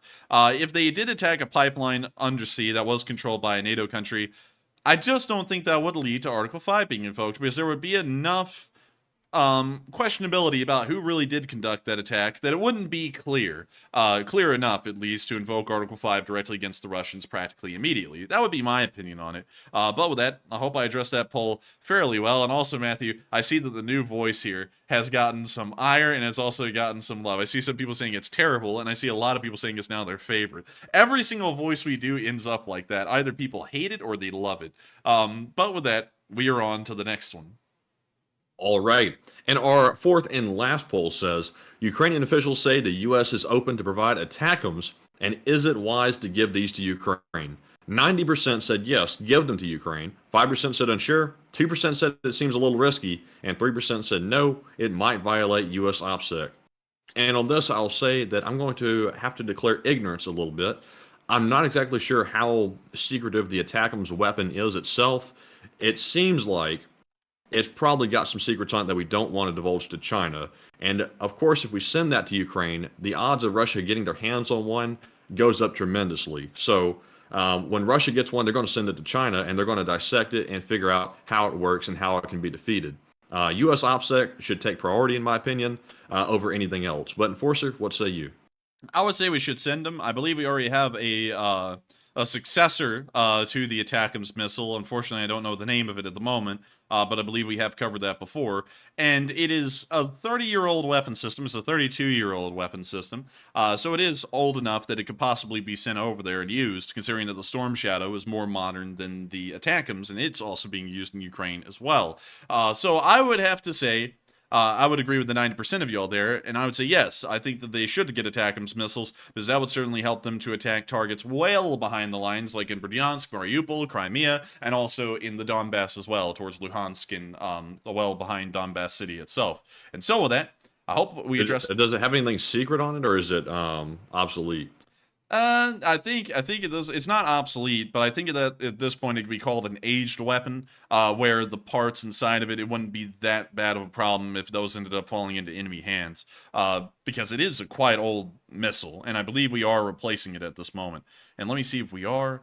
Right here, the precision strike missile is going to be the one that, in the future, replaces the ATACMS, and we can see right here that it is currently in development, and in 2021. Australia became a partner, and the United Kingdom is also talking about getting them as well. So we can see that this is already going to be the successor, and we already have a technology that will supersede the ATACMS, so there really is no national security risk to the ATACMS possibly falling into enemy hands, because they still won't have our most advanced long-range GMLRS missiles. So with that, I hope that does address that question fairly well. Very good one, Matthew. And with that, I think we're on to the next poll, if we have one, and if not, we're on to the questions.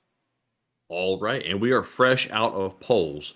So with that being said, we're moving on to our Super Chat questions. And up first, we have a very generous $55 donation from Sylvester the Cat, longtime channel viewer and legend. And Sylvester says, hello, Matt and Enforcer.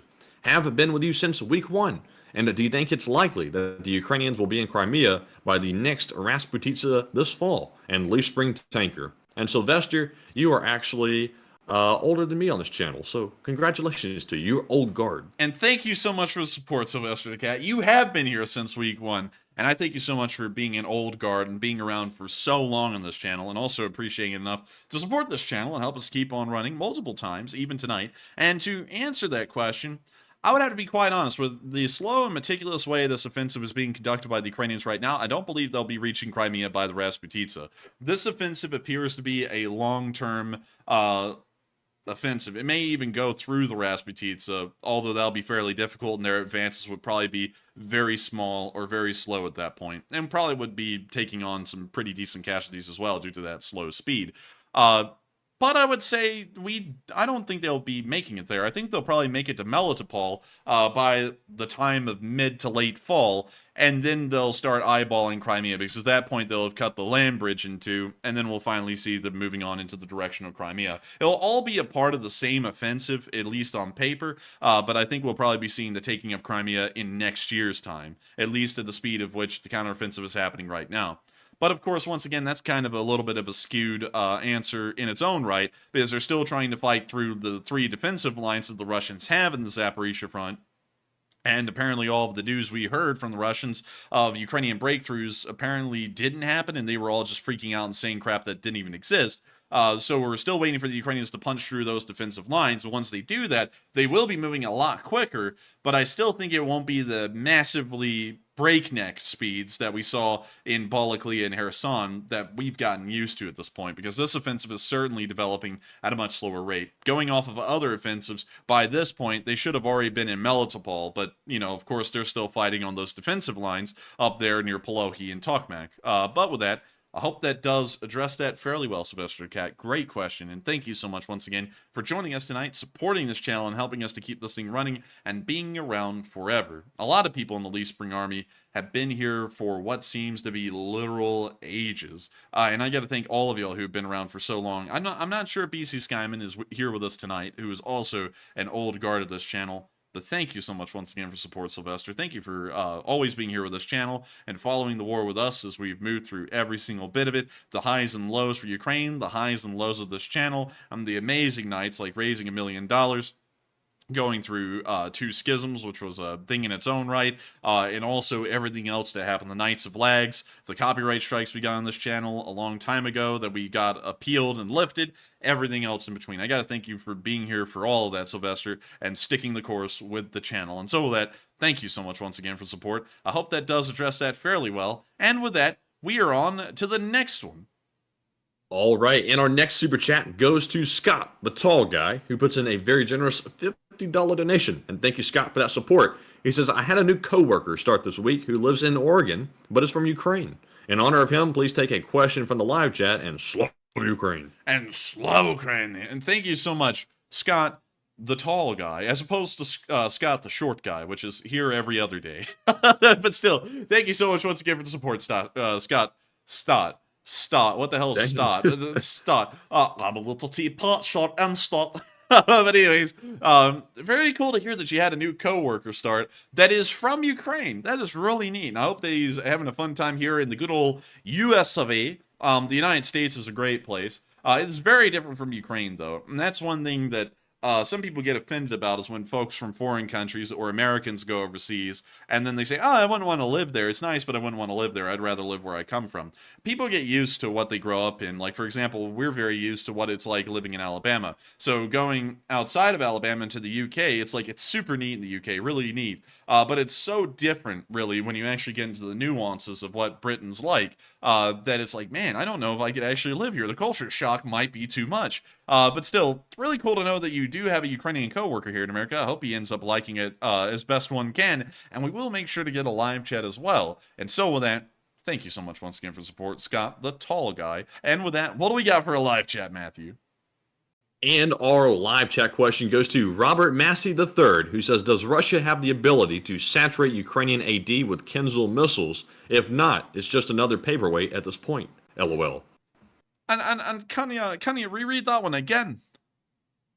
Oh, man, I'm telling you, we're going to donate to that hearing aid fund, you heard me? Well, I'm telling you, I got a lot going on over here. I'm trying to look at the live chat. I'm trying to listen to you. I'm trying to anticipate what it's going to be about. I mean, you give me so much crap. I don't know why. I get no respect. Oh, man, I'm telling you. I get no respect around here. Oh, man, it's terrible. And I thought you were the ninth guy, but you really... But anyways, reread it again. And Robert said, does Russia have the ability to saturate Ukrainian AD with Kinzhal missiles? If not, it's just another paperweight at this point. They don't really have that ability from what we understand because they have tried to do that before several times and it's failed each and every time. So from what we understand, the answer to that would be no, based off of the physical videos that we've seen and the information that came out from the Ukrainian government. And so with that, I hope that does address that fairly well, at least the best I can. And thank you so much once again, Scott, the tall guy, for sponsoring that live chat. I don't know what it is about your name, Scott, the tall guy, but for some reason it's hard for me to say. But with that, I hope that does address that fairly well. And with that, we are on to the next one. All right, and our next super chat goes to Mark, the incompetent drone operator, yet again. You heard me. He puts in a $35 donation. And thank you, Mark, very much for the support. He says, show the truck pic, darn it. It's an LSA truck. And I have those pics, by the way. I have new pics of that truck. And we want to show that truck some more. So let me go over here and get those pictures from my email real quick. Let's see here. And also make sure to delete something out of the Discord DM for OPSEC for one of our viewers. Yeah, I see that. Let me get rid of that real quick. Mark, the incompetent drone operator, said he's putting a Scottish accent that morphs into Rodney Dangerfield. Oh, man, I'm telling you. I get no respect around here. But yeah, you know, I was trying to blend them all into one quick little thing where it just changed throughout the sentence. That's hard to do, though, especially with some of the weirder voices, like the one, and I always have to preface this one with my mom really loves this one. Next up on American Greed, smoking a doobie and drinking Jack? Find out more after the break. But anyways, Matthew is still trying to send those over, I think, on the Discord. Do we have them sent over? Yes. Yes. And so, let me go over here. It's like Russian roulette. I don't see them, actually, Matthew. I'm trying to send them still. Oh, okay. So Filibuster. we'll be filibustering for a little bit longer. Mr. Senator, is it true that you went and got gas for $5 a gallon? And then they ask that stuff. Like, speaking seriously about filibuster, people ask questions like that during hearings, and they don't even make any sense. Everyone does it. I don't understand what it is about it. But, you know, it's part of Congress. Anyways, Sambo J said, I'm about to click the like button. And why don't you? And so let's see here. Mark Control said, but he could do a good Sean Connery. Oh, buddy. Well, we could do a pretty good Sean Connery. But, you know, the and line... those pics are in your DMs. Oh, the pics are in the DMs. Let's take a look at the pics. And Chillin' Krillin said, please shut up. How about you go shut up, you little shite? Here we go, and there you go. You're going to be... Are we allowed to be foul on the stream, or can we not? Oh, well, you know, we can foul it up a little bit every once in a while, but, you know, I want to keep it civil, you know. About as civil as we can. I was going to do a Conor McGregor impression real quick, but No, we ain't doing that one. Richard Duggan, speaking of which, said Conor McGregor would be proud. Very well done. Vitalia, you know what that means? But anyways, man, I'm in your wife's DMs. All right. Oh, look. Oh man, it's just the LSA truck. Is this the LSA truck? That's what Mark said. Let's see. This he one says, just show the pic. It's an LSA truck. Hey, it's the LSA truck, and it's from the NAFO. And Mark actually ended up getting this truck. We've shown this on this channel before, but I don't think Mark was here for that. And we can see right there on the side, it says Leaf Spring Army Advances. It's an LSA truck. And you can see right there the flag of Canada and Ukraine, considering that Mark is a Canadian viewer. And we can see that it says, Orcs must die. Man, that's brutal, man. I think someone needs to tell NAFO that is just a hardcore line. You can't be saying that stuff. There are people dying in this war. But anyways, an amazing truck. And I've got to thank you so much once again, Mark, for putting this onto the side of this here. Is this a Volkswagen pickup truck? Yeah, it looks like it. Wow, I didn't know Volkswagen made pickups. Oh, in Europe, they're huge. Really? Yeah. I'm blown away by that. I never knew that VW made a pickup truck. But anyways, absolutely amazing. And I've got to thank Mark so much once again for supporting this channel and also repping the set for the LSA out there throughout the entirety of the world, and even in NAFO, where this truck will end up being delivered to some Ukrainian soldiers. And they may ask the question, if they've never heard about this channel, what the hell is the Leaf Spring Army? They're going to be like, what is that? But still, thank you so much once again for putting that onto the side of that truck, Mark. Incredibly cool to know, and hopefully it'll be making its way to Ukraine here relatively soon. And so with that, hope that does address that fairly well. Also, Matthew, I hear that this is going to be a part of what I understand to be a convoy traveling into Ukraine, and I just wonder if someone's going to end up driving an LSA truck for us. I just wonder. You know, it's something that's been in the back of my mind for a little bit, Matthew. That would be a little bit of irony right there. It'd be ironic if what? It would be ironic. You know, these things are delivered to Ukrainian convoys, you see, where people get in convoys and they drive them to Ukraine. Wouldn't that be ironic if a certain someone had to end up driving the Leaf Spring Army Advances truck to Ukraine? Now, that would be new. That would be something else. I'm telling you. Oh, they man. get no respect. Oh, man, I'm telling you. I get no respect around here. But anyways, with that... I noticed on the side of that window, though, something that I didn't notice before. It says orcs must do something. Orcs must take a nap. Okay, I have to ask this, Matthew. You're talking about me getting hearing aids. I actually just addressed that like 3 minutes ago, and you didn't hear it? No, I don't hear it. Sometimes I have to, like, pay attention to the live chat, you know? Yeah, well, that's what I'm saying. That's what I'm saying. And, oh, man. Well, we can both get hearing aids man, then. I'm telling you. I get no respect around here. I'm just going to... Well, I can't turn it up because then it'll be louder for the audience. But still, that would be pretty funny. I see some people saying, yeah, that would be hilarious. And, yeah, that would be probably one of the funniest things ever. A real fitting irony right there. But anyways, thank you so much once again, Mark, for of course, supporting the NAFO truck fund and getting a Lease Spring Army truck to send to Ukraine. And also, speaking of which, I have been talking to the 231st today about their drone. It has ended up in the hands of the middleman, but the middleman needs a bit of paperwork from us. I don't really know why. I'll be asking about that here later. To be able to send that drone on over to Ukraine. So now we got to go and do that. But with that, I hope that does address that fairly well, Mark, and thank you so much once again for getting that truck and repping the set for the LSA throughout the entire world and also through NAFO as well. And we got a lot of NAFO folks here. I think have we seen Jesus UCSB tonight? Because I think we have, Matthew. I think he might be taking the night off tonight. I hadn't seen him. Really? Oh, man. Wait a minute. Hang on. Now I know where I saw him. I saw him during the casualty report thing that we were covering earlier, and he put a meme in there.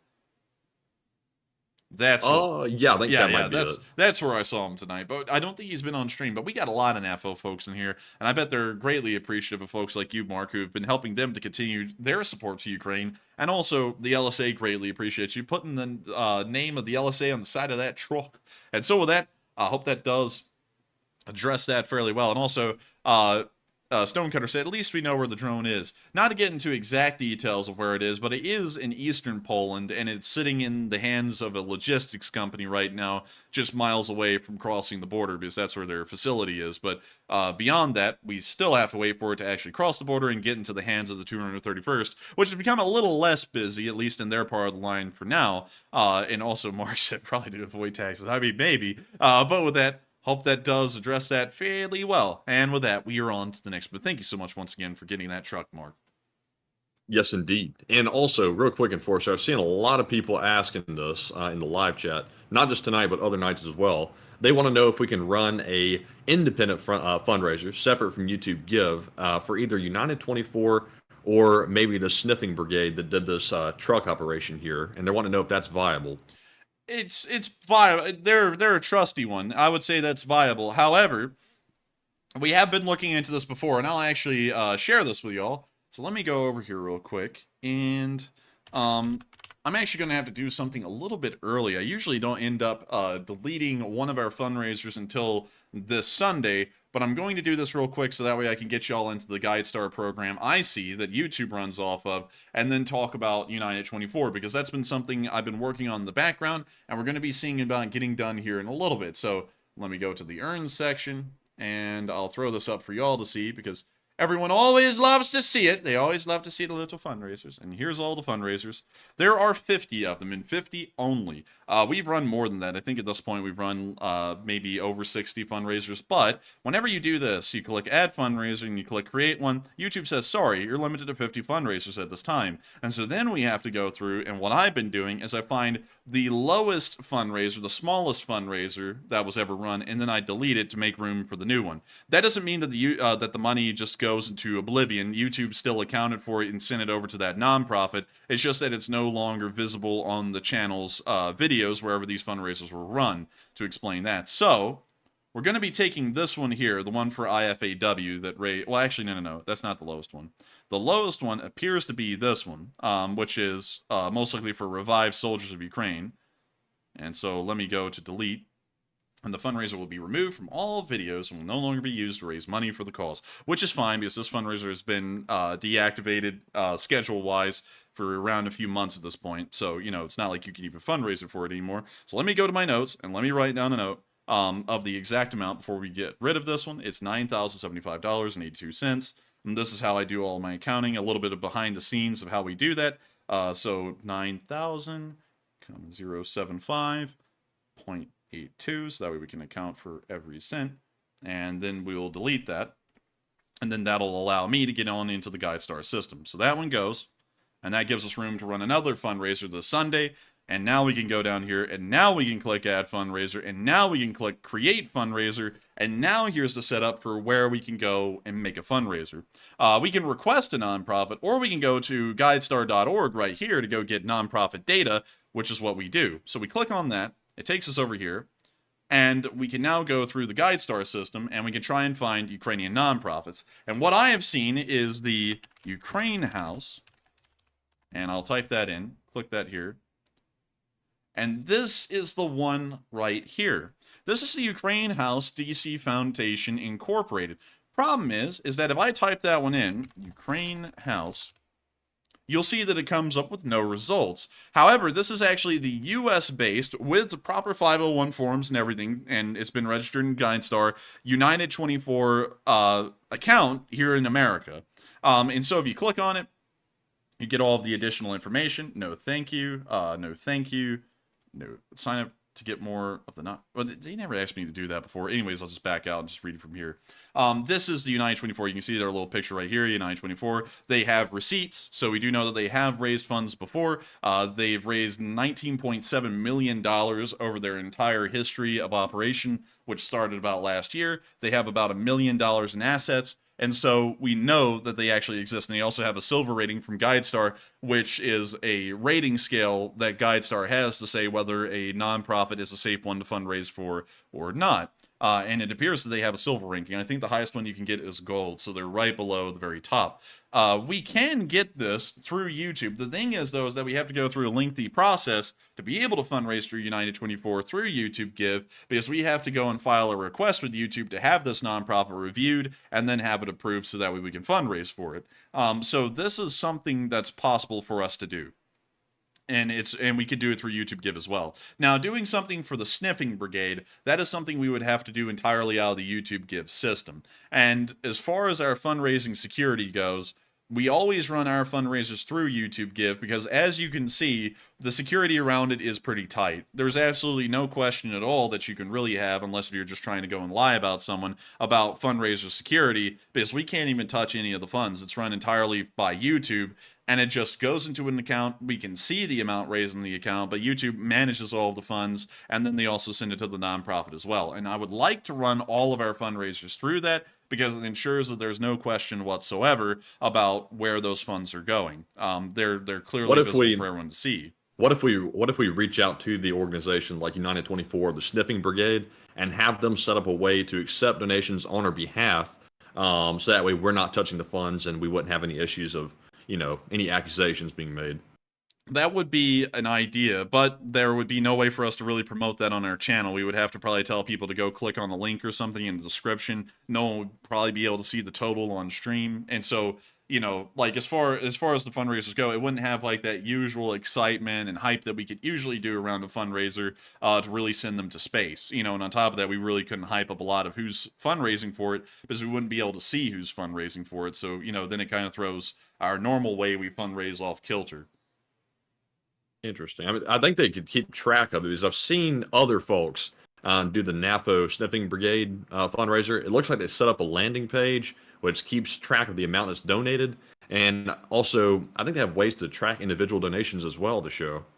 And maybe they do, and we can look into this a lot more and see, and also Enforcer for President said, we trust you. And here's the thing. I'm not one into abusing trust, and I think that a system honestly should not work off of trust, because those kinds of systems easily get abused. Even if y'all trust me, and even if I've shown to y'all that we always make sure to make things as transparent as possible with fundraisers, I don't like the idea of people now having to rely on trusting us to fundraise for it or not. They should know, like everyone has known for so long, that there is a concrete, clear way. It is laid out in stone and is a part of the process that it can be trusted. And doing things out of YouTube Give kind of starts to throw into question the validity of it, and then it relies entirely on trust. And I like for it to not just rely on trust, I like for it to rely on people knowing for sure and being assured that there is no questionability going on in there about how the funds are being raised. I see James Moon saying stick with YouTube.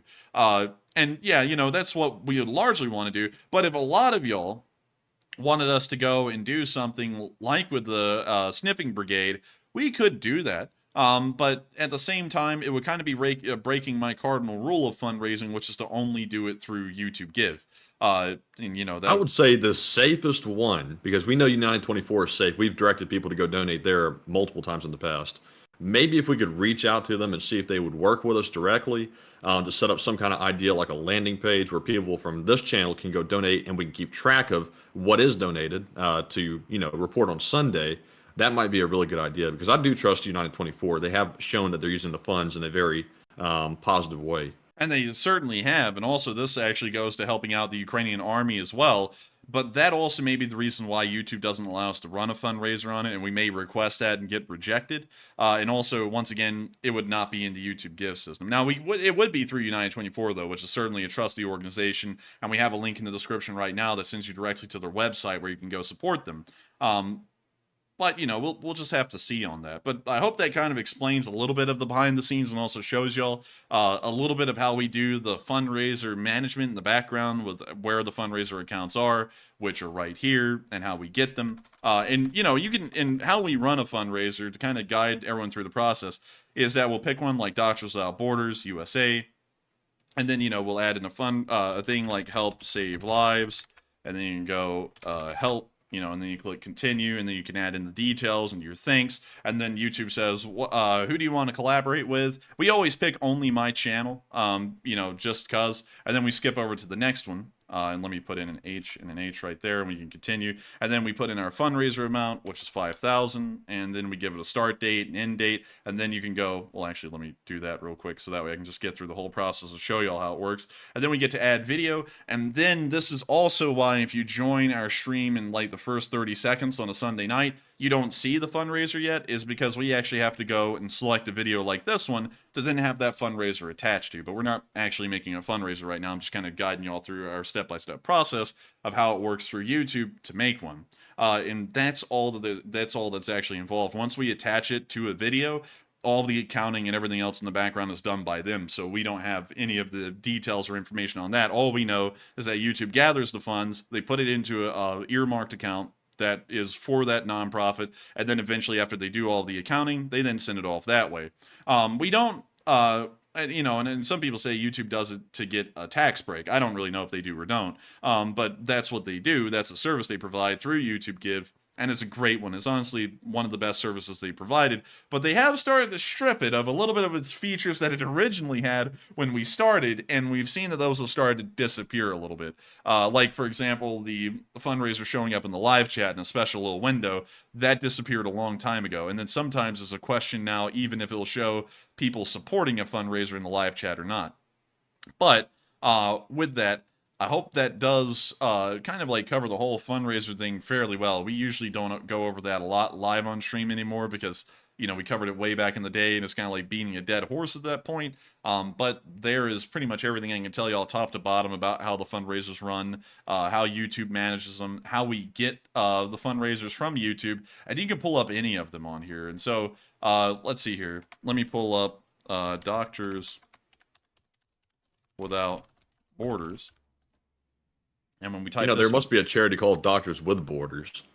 You know, there must be one. Yeah, and we can see here that Doctors Without Borders is another silver tier nonprofit run through GuideStar, and we can see that they actually have gross receipts of nearly $700 million, and that shows that they have a great track record in running history. It's very questionable whenever you see nonprofits like this. Not saying, you know, that they're like sketchy or anything, but, you know, when you see that they have no gross receipts and no assets whatsoever through GuideStar, that starts to throw up some red flags to me. It's like, is this thing brand new? And I believe that this one most likely is. And you can see several of them like that. And looking in the live chat, I actually could see someone asking about a certain one. And we'll pull that one up. And let's see about it.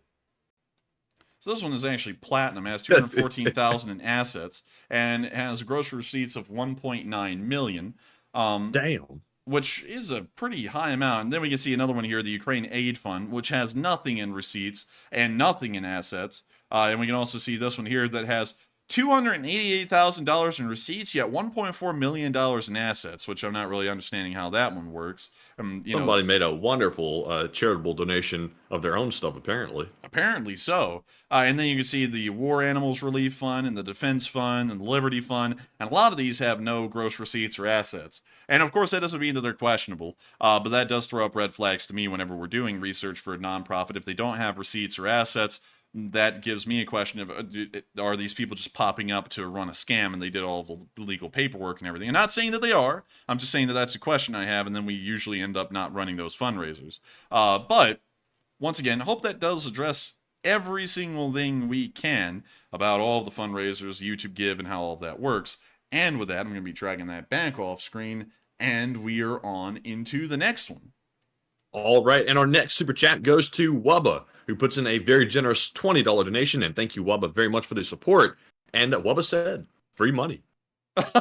Well, thank you so much for the support, Wubba, and helping this channel to keep on running. And thank you for the free money. But I gotta say, that free money cost you $20. So I don't know if that's free or not specifically. But still, thank you so much once again for support and helping this channel to keep on running. Because folks like you make it possible for us to keep this thing on rolling. And so with that, hope we addressed that fairly well. Thank you so much once again. And with that, we are on to the next one. And our next one goes to Mace, who puts in a $20 donation. And thank you, Mace, very much for that support. He says, hey! And my super chat didn't go through yesterday, so Slav Ukraine. And I can't wait to get my new hoodie. God bless. Hey, thank you so much for the support. And I hope you enjoy that hoodie, Mace. And also, really cool to see your book. And hopefully that book sells well, because Mace actually published a book recently.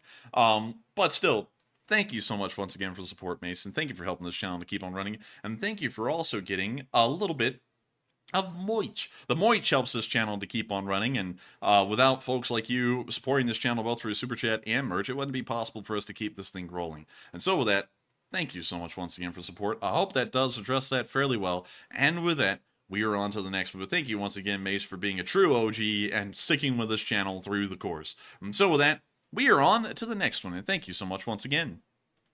All right, and our next one goes to Mr. Diggs, who puts in a very generous $20 super chat, and thank you, Mr. Diggs, for that support. He says, he's digging it. With any nukes in Belarus, is this giving Putin an excuse for a false flag to just blame Belarus for everything? And is Putin forcing Belarus to store those nukes? I'm not really sure if he's forcing him to store them. It seems like Lukashenko is actually more than happy to start threatening to use them, so they may not have to threaten them to store them. They may be more than happy to take them on. And I don't think he's preparing for Belarus to be a scapegoat, because nothing has been moving in the direction to make Belarus the bad guys. The Belarusians in the Russian eyes have only been have been one of the only good guys is on their side. So they probably wouldn't want to use them as a scapegoat, because then it looks like Russia is practically all alone in the world and has no friends whatsoever.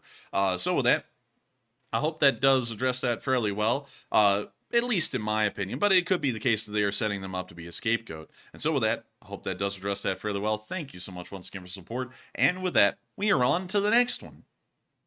All right.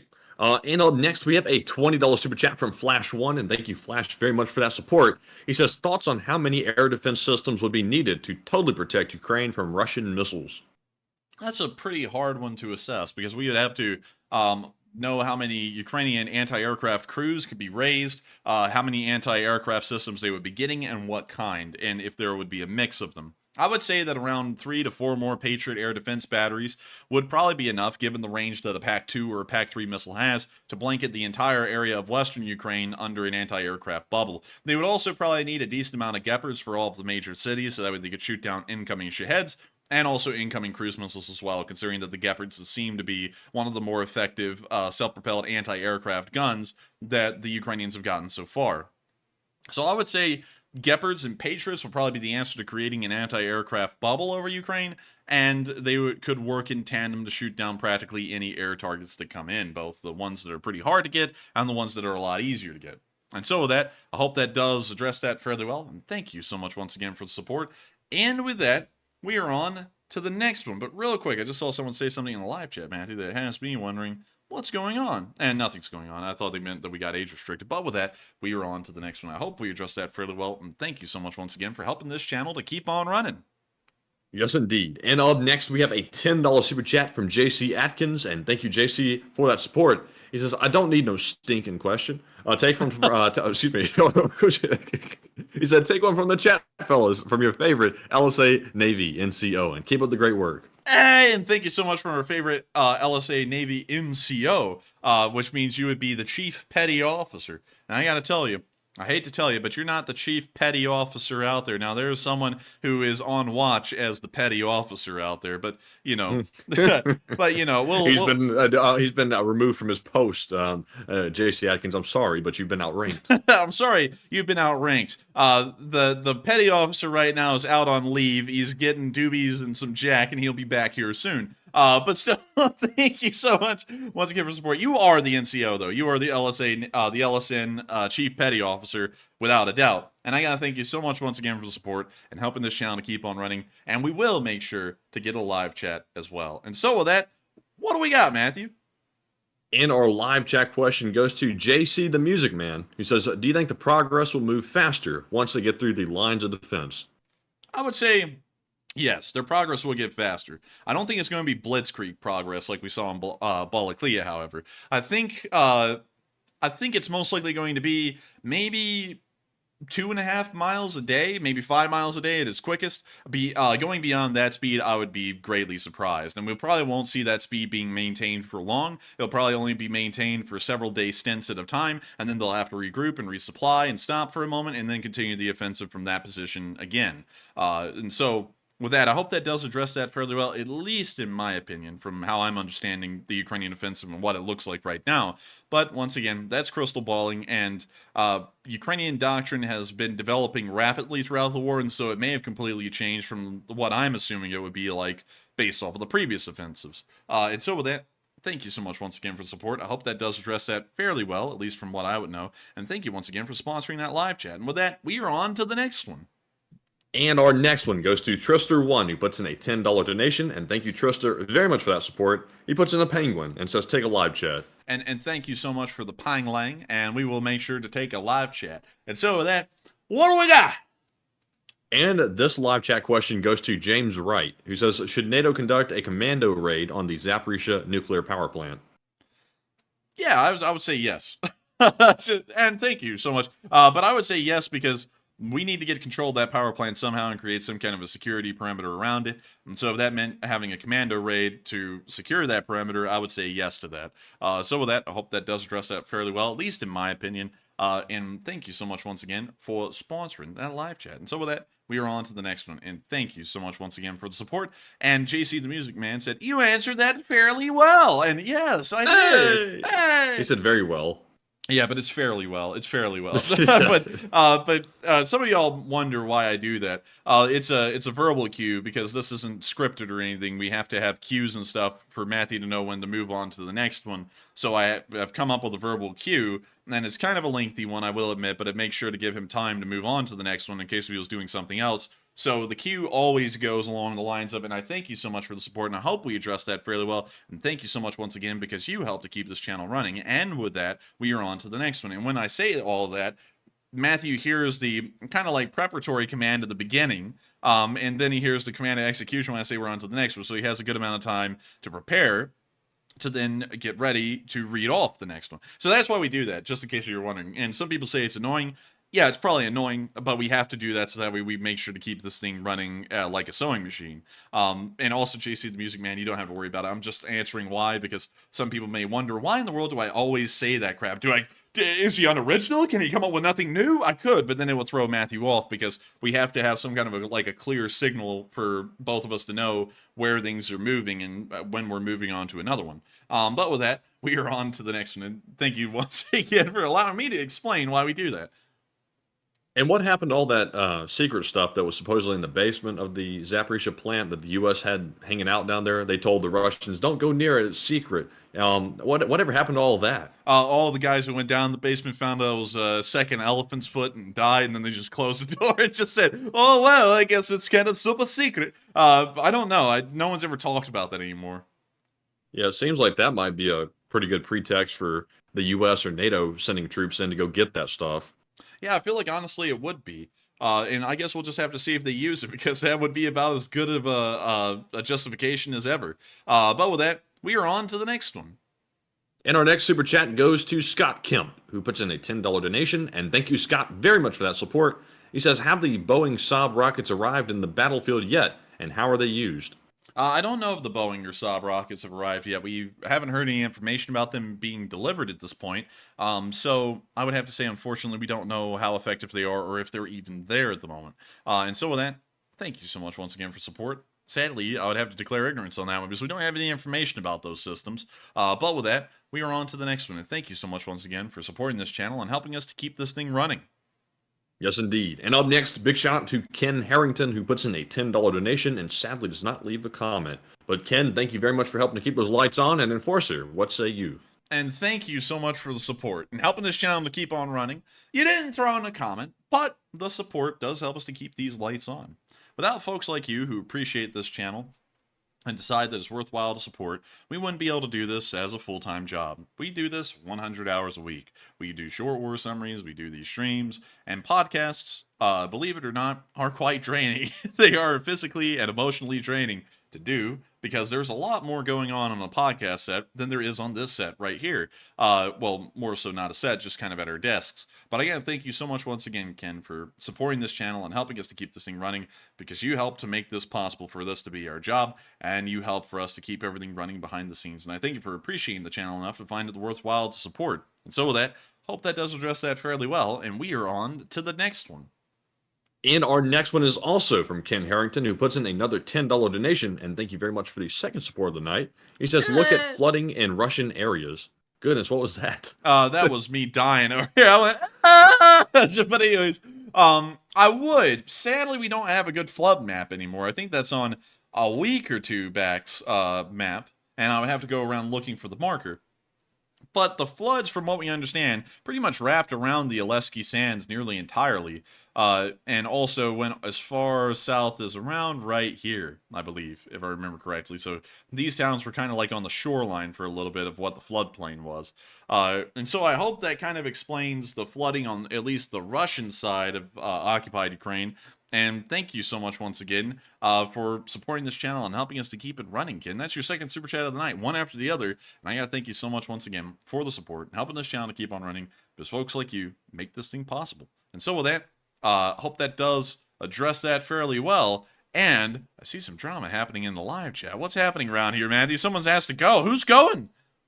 Oh, someone keeps trying to be sly. You know, it's one of these people that likes to hang out on Discord groups and do sly stuff like, oh, I got him good on that one. Oh. So he just got. So now you can report back to the clan. Wait a minute, hang on.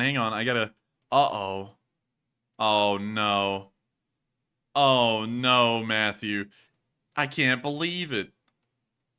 Oh, man. What is it? It's so sad. I mean, I wouldn't have known. I wouldn't have known. It's not like he's been on the watch list or anything for like 2 weeks. But anyways, with that, we are on to the next one. And I see that everyone found him out. And yeah, he's probably going over there and going, I got banned. And then they're going to, you know, and then I'm sure the defaming will come rolling around again. There will be like a whole 30-minute spiel about us. Or someone will be getting the doobies and Jack back out. I don't know. But, you know. You sly devil, you. Oh, you sly little devil. You get on back over there into that hellhole or whatever it is. But anyway.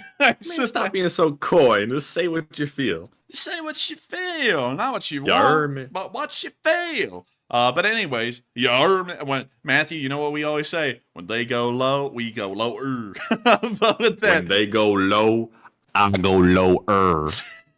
Oh man! But anyways, with that, we are on to the next one. But very interesting developments in the live chat, no doubt. All right, and with that being said, we're moving on to our next super chat, which goes to Nubbing Fluffing Cat, who puts in a 5 and says, thanks the U.S. military for helping us out in Europe and supporting Taiwan, and screw any ungrateful Europeans giving the U.S. so much crap talk. Cheers. And thank you for the support, and thank you for appreciating the United States and the support that they give. Now, you know, it's someone's right to say, you know, whether they like the support the U.S. is giving or it's not enough or anything. But I always don't understand it whenever fighting happens amongst allies like the Europeans and the United States. It's like, you know, everyone should be trying to really just up each other. You know, shouldn't be trashing on each other, but should be trying to up each other in the amount of support we give, so that way our end goal is achieved. So with that, I thank you so much once again for support and appreciating the United States for its role so far in supporting Ukraine in the conflict. And thank you so much once again for helping this channel to keep on running. And so with that, I hope I addressed that fairly well. And with that, we are on to the next one. And we have another super chat from Nubbing Fluffing Cat, who puts in another 5. And thank you for the second super chat of the night. And they said the F-35 is so cool, and does it outclass the other jets? Oh, yes, it does, and it outspins them too. Oh, yeah. Oh, man, it outdoes them all. Oh, man, take a look at this thing. F35.com. They got, wow, man, they made an F-35 website. That's pretty cool. That's pretty cool.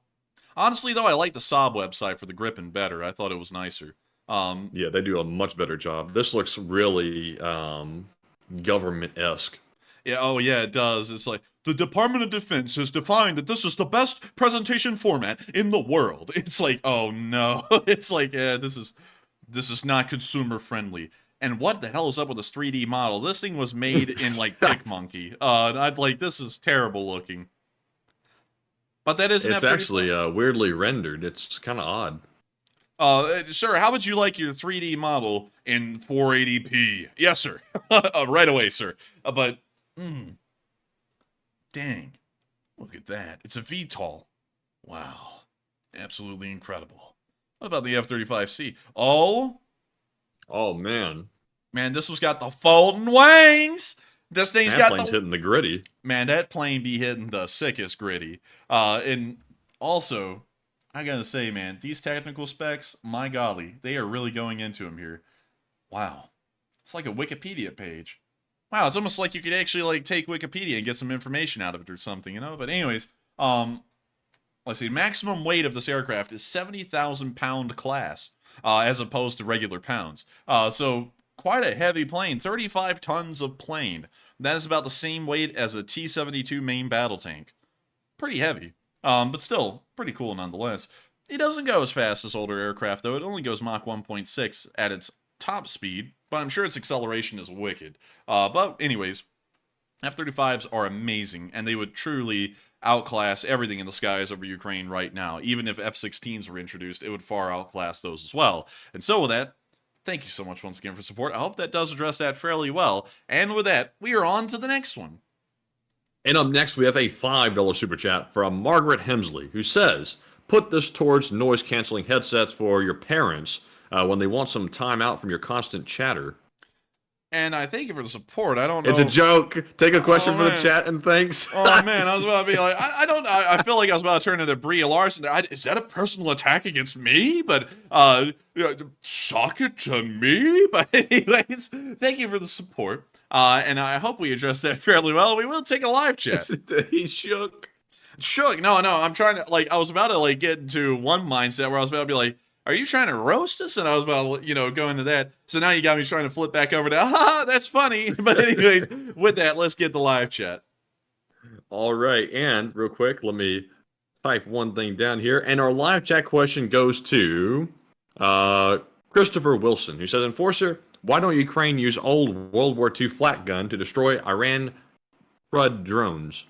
They actually have done that earlier in the war. It appears, though, that it wasn't as effective as hoped, which is unfortunate. So with that, I hope that does address that fairly well. And thank you so much once again for sponsoring the live chat. I hope we answered that fairly well. And with that, we are on to the next one. Before we get on to that next one, I have to say this. Someone has returned. Someone's returned, and he's been away for a little while. PsyOps. Man, it's a PsyOp. Is back. And he's pulling his typical PsyOps. So, what do we got, Matthew? All right, so our next super chat goes to the person in question, PsyOps. He puts in a $10 donation, and thank you, PsyOps, very much for that support. He says, I wouldn't dare slander the Russian people as to insinuate they would ever drink water. He. Bunch of drunks. Vodka goofuses. And thank you so much for the support, PsyOps, and helping this channel to keep on running. And welcome back! And I would also say, I would not slander the Russian people to say they drink water. They drink straight up death water. It's vodka. It's terrible. And also, they are a bunch of drunks and vodka goofuses. I would certainly agree with that. But on the bright side, at least they aren't smoking doobies while they're doing it. I mean, like, there's such a thing as double dipping the chip. That's going a little too far. But still, with that, thank you so much. Let's get for the support, PsyOps, and helping this channel to keep on running. And welcome back. I hope everything's been going well behind the scenes, because I remember the last time you checked in with us, you were kind of departing for a little bit to take care of some stuff behind the scenes. And I hope everything back there has turned out well. And also, it looks like you're very well received in the live chat right now. Everyone's giving you huge welcome backs, and you certainly deserve it. And so with that, thank you so much once again for support. Welcome back. And with that, we are on to the next one. I hope I addressed that one fairly well. Yes, indeed. And up next, we have a $5 super chat from CK Bold, who says, take a question from the live chat. And CK Bold, thank you very much for that support, and we will grab one. And it goes to Peacock, who says, why don't we see more air power being used by either side? I would say the reason why we haven't seen a lot of air power used by either side is because no one really has a good way to destroy anti-aircraft installations on the ground or conduct seed missions, which is what that's called. The Ukrainians do have AGM-88 HARMs, which gives them a little bit of an upper hand over the Russians, but those appear to be largely ineffective, and so no one really has a good way to clear the sky, so that way air superiority can be achieved. So that is the reason why we're not really seeing either side using their weaponry all too well. But with that, I hope that does address that the best we can. And thank you so much once again for the support. And with that, we are on to the next one. All right, and up next we have a $5 super chat once more from Nubbing Fluffing Cat, who says, I love your Scooby-Doo and Shaggy jokes and Zoink Scoob. Like, Zoink Scoob? I think he's got an extra chromosome. Raggy. We can't do that one. We can't do the whole one on that one. But Raggy, it looks like he's got the lighter out. Wait, hang on. I did that one wrong. I did the Scooby line to Shaggy. Hang on. Like, Zoink Scoob, he's pulling out the jack. Raggy, doobie. But anyway, Raggy, light up. Raggy, he's wishing damage upon us. But anyways, I thank you so much for the support. I'm glad you enjoy the Scooby-Doo and the Shaggy. We try to do that one as best we can. And it turns out okay sometimes, not so much others. Sometimes Scooby ends up sounding like Yoda, kind of. You know, he goes from Raggy, cross it is, think not, or whatever, you know. So it's a tough one to pull off, but I do thank you for enjoying it nonetheless. And so with that, hope that does address that fairly well. And with that, we are on to the next one. And thank you so much once again for the support and helping this channel to keep on running and enjoying the Scooby voice. And with that, we are on to the next one.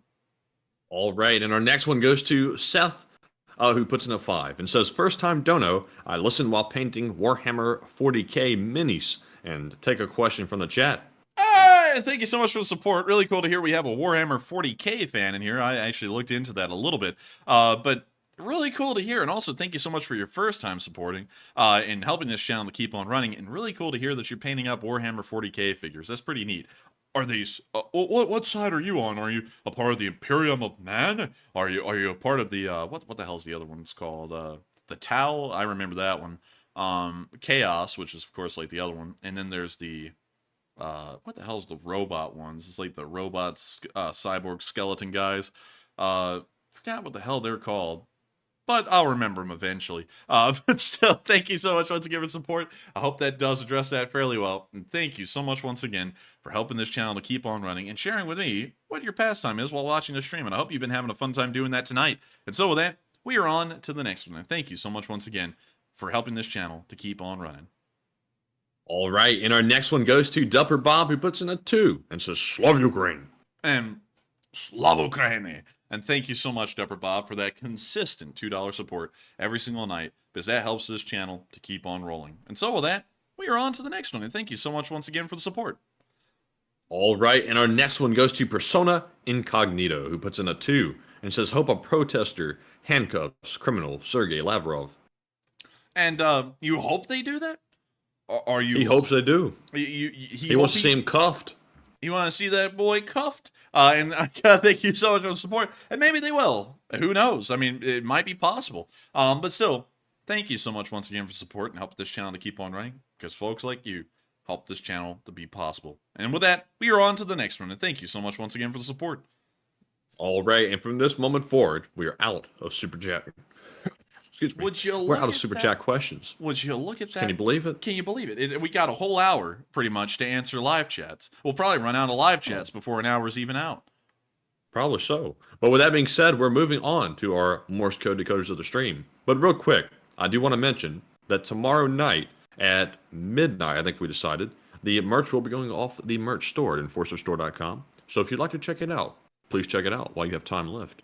And with that being said, we're moving on to the Morse code decoders of the stream. Mark Hodges, Cife, JP's Gone Fishing, Cliff Simonson, Earl Benu, and Paul Schultz. They said tonight's Morse code cipher says, Russia thought it was over, but it's still just beginning. Glory to Ukraine, and long live the LSA. That's the sound of money. And you all got that Morse code message? Dead on the nail. That is the correct one, 100%, 900%, even 10,000%. Y'all got that one right? And I got to thank y'all for deciphering that Morse code message correctly for the 478th day in a row. That is a massive amount of time to be getting these Morse code messages correct every single day, and yet y'all still impressed the entirety of the LSA with y'all's Morse code deciphering skills. And so with that, I hope that does address that fairly well. Thank y'all for doing that once again. And with that, we are on to the next one. And also, since we're in the live chat questions, Psyops asked, how's the puppers? Is Sheba all right? Sheba's doing good. And also, I hope you saw that one, Matthew. We got a little return. But Sheba's doing good. She's actually recovered fairly well, but her fur still has not grown out in her tuft. However, Mr. Corgi pulled his leg today, and now he's limping around on his front leg, I think because he pulled it while running or something else. And so sadly, he's now messed up, and now he's going to have to recover from his sprained little leg. And he was limping around so sadly today. It was like, oh man, poor little thing. But with that, thank you so much once again for asking about our little puppers, Psyops, and she's doing okay, but now he's not doing okay. But we are on to the next one. All right. Wait, hang on. Wait a minute. Hang on, Matthew. Did you see that in the live chat right there?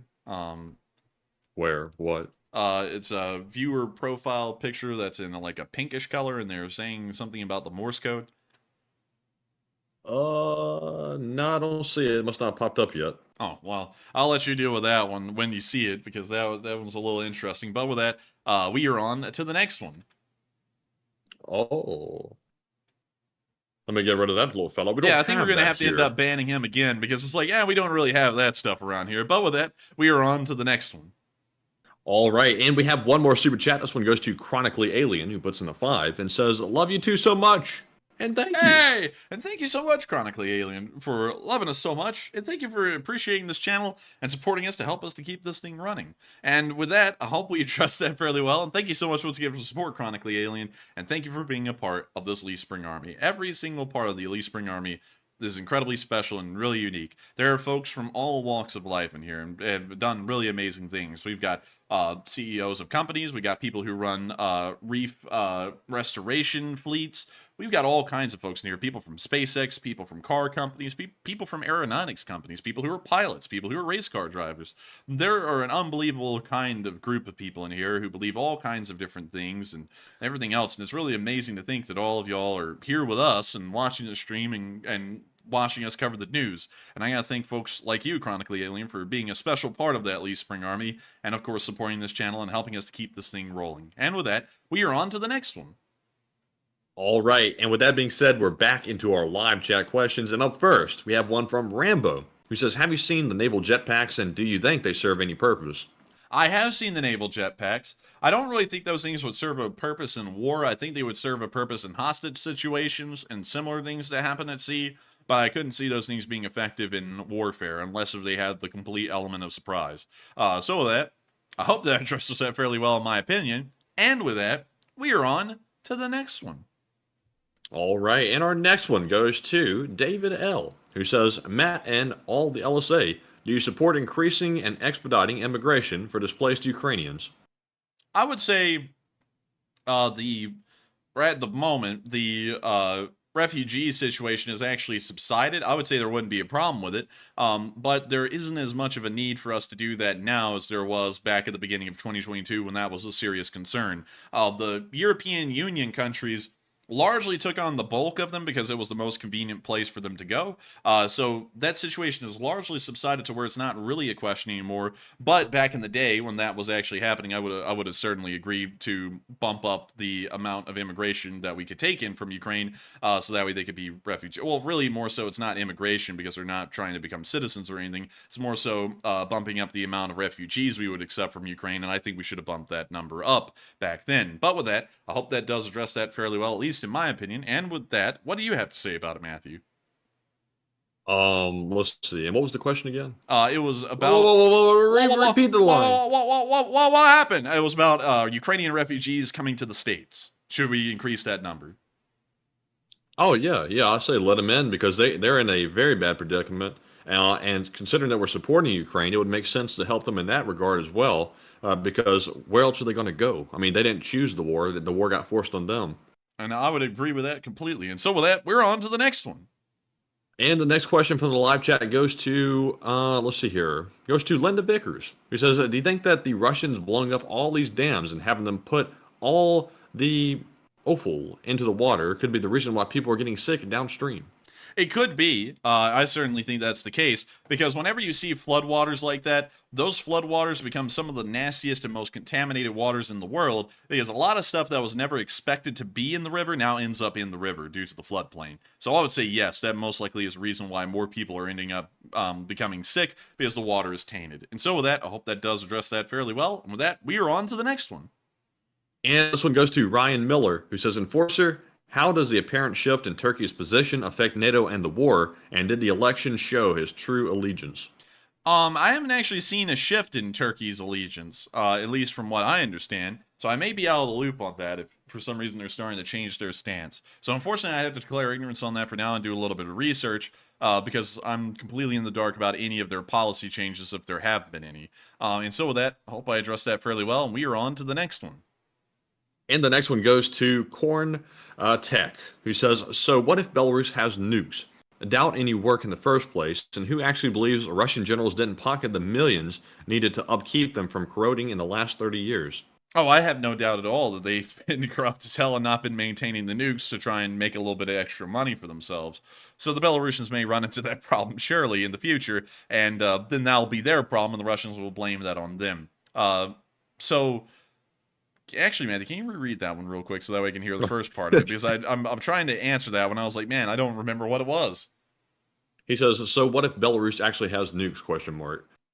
I would say it wouldn't really mean much as far as the war is concerned, but it would mean a lot about non-proliferation treaties that don't allow Belarus to have any nukes. So with that, I hope that answers both parts of the question fairly well. And with that, we are on to the next one. And the next one goes to Avari Mandabratis, who says, hey, Enforcer and Matt, are you aware that the deep state map now displays Russian trench works? You need to be in Ukrainian language mode, and I saw it on another YouTuber's feed. Interesting. Let me go down here then. Let me switch this over to Ukraine. Slav Ukraine. Man, they making ground. They making ground. But anyways. Damn, son, where'd you find this ground? Damn, son, they're making ground. And let's see if we can see these trench works here. Let's zoom in a lot. I'm not seeing them. Let's see if we can have them added onto the map. Oh, well, there they are. Wow, look at that. What do you know? And here's their heavy defensive lines back here. You can actually see them laid out. That was a really good thing to point out, actually. I didn't know that. Yeah, I didn't know that either. And now you can also see how heavily defended the Orlivka area is and the trench works they have there. Also, for some reason, I don't think they've completed this map yet. There was a massive amount of trench works that you can see in places like Marinka that they don't have mapped there. I'll show you. It shows that this map is possibly incomplete because we zoom in here. I zoom in a little more. And I zoom in just a little more. And I move around a little bit, we'll find some trenches. Syme said, Shadow Wizard Money Gang legalize nuclear weapons. Oh my god! Oh my god! Shadow Wizard Money Gang, we love casting spells. But anyways. Did you tell Symes about that? No, I didn't. That is completely like a whole Matrix thing going on right there where it's just a coincidence. I've never said anything to anyone about the Shadow Wizard Money Gang thing on air. But sadly, I can't find any trenches around here. There are some, though. If I look around, I will be able to find them and show them to y'all. But sadly, I don't want y'all hanging out here forever waiting for that. But it appears that they're showing most of the major networks. And we can also see all of the trenches that were made by the Russians way back in the day when they had just passed Popasna. And we can also see that they're trying to build trench works up here as well. But I'm assuming that this area isn't that well mapped out either, because we know of a lot of trench works down here in the southeast, and we don't see a lot of those being mapped out at the moment. So it's a little incomplete, but this is about the best map that I've seen out there showing the defensive positions and networks. Also, oh, wait a minute. There's a nuclear option on here? What's this? A nuclear option? Yeah, there's a nuclear option. Like, we could put in a number like 100. Oh, you put the launch codes in right there. I don't know what the hell this says, but okay. It says the nukes aren't launching, wrong code. And let's oh, wait a minute, it actually shows the blast radius and everything. It builds it into the system. I wish it would show the one about the power plant if it blew up. Yeah, I wish they would, but is that the power plant? No, no. The power plant's over here, right here. Actually. What the? Okay. Hello there. Anyways, thank you for pointing that out. That's very interesting news that I did not know was a thing on this map. But with that, we are on to the next one. And the next one goes to AF Kaplan, who says the African representatives will meet with Putler tomorrow. Any word regarding South Africa asking Putler to stay home for the BRICS summit? No, unfortunately, I haven't been in that news circle at all to really even be able to talk about it. And it's also getting a kind of intricate from what I've been seeing is kind of just like a passing thing, kind of seeing headlines. So unfortunately, I'd have to declare ignorance on that one. Also, getting back to what Psyops is talking about, because I saw him in the live chat, Matthew, talking about Shadow Wizard Money Gang. We've been joking about that in the background. Because there is a person out there who keeps on saying we're having them striked, although we're not. And like the way they make it sound like we're a part of a Shadow Wizard Money Gang or something out there. And so whenever that guy says something like that, we're always like, Shadow Wizard Money Gang, we love casting spells. Because it's like, what the hell? Like, you know what? Let me actually play that clip, Matthew. Let me clip that and throw it up on the mic like playing Despacito or something, But let me go find it. Here we go. All right. I got it. Matthew, I'm sorry. I'm going to have to do it. Y'all going to have to hear it.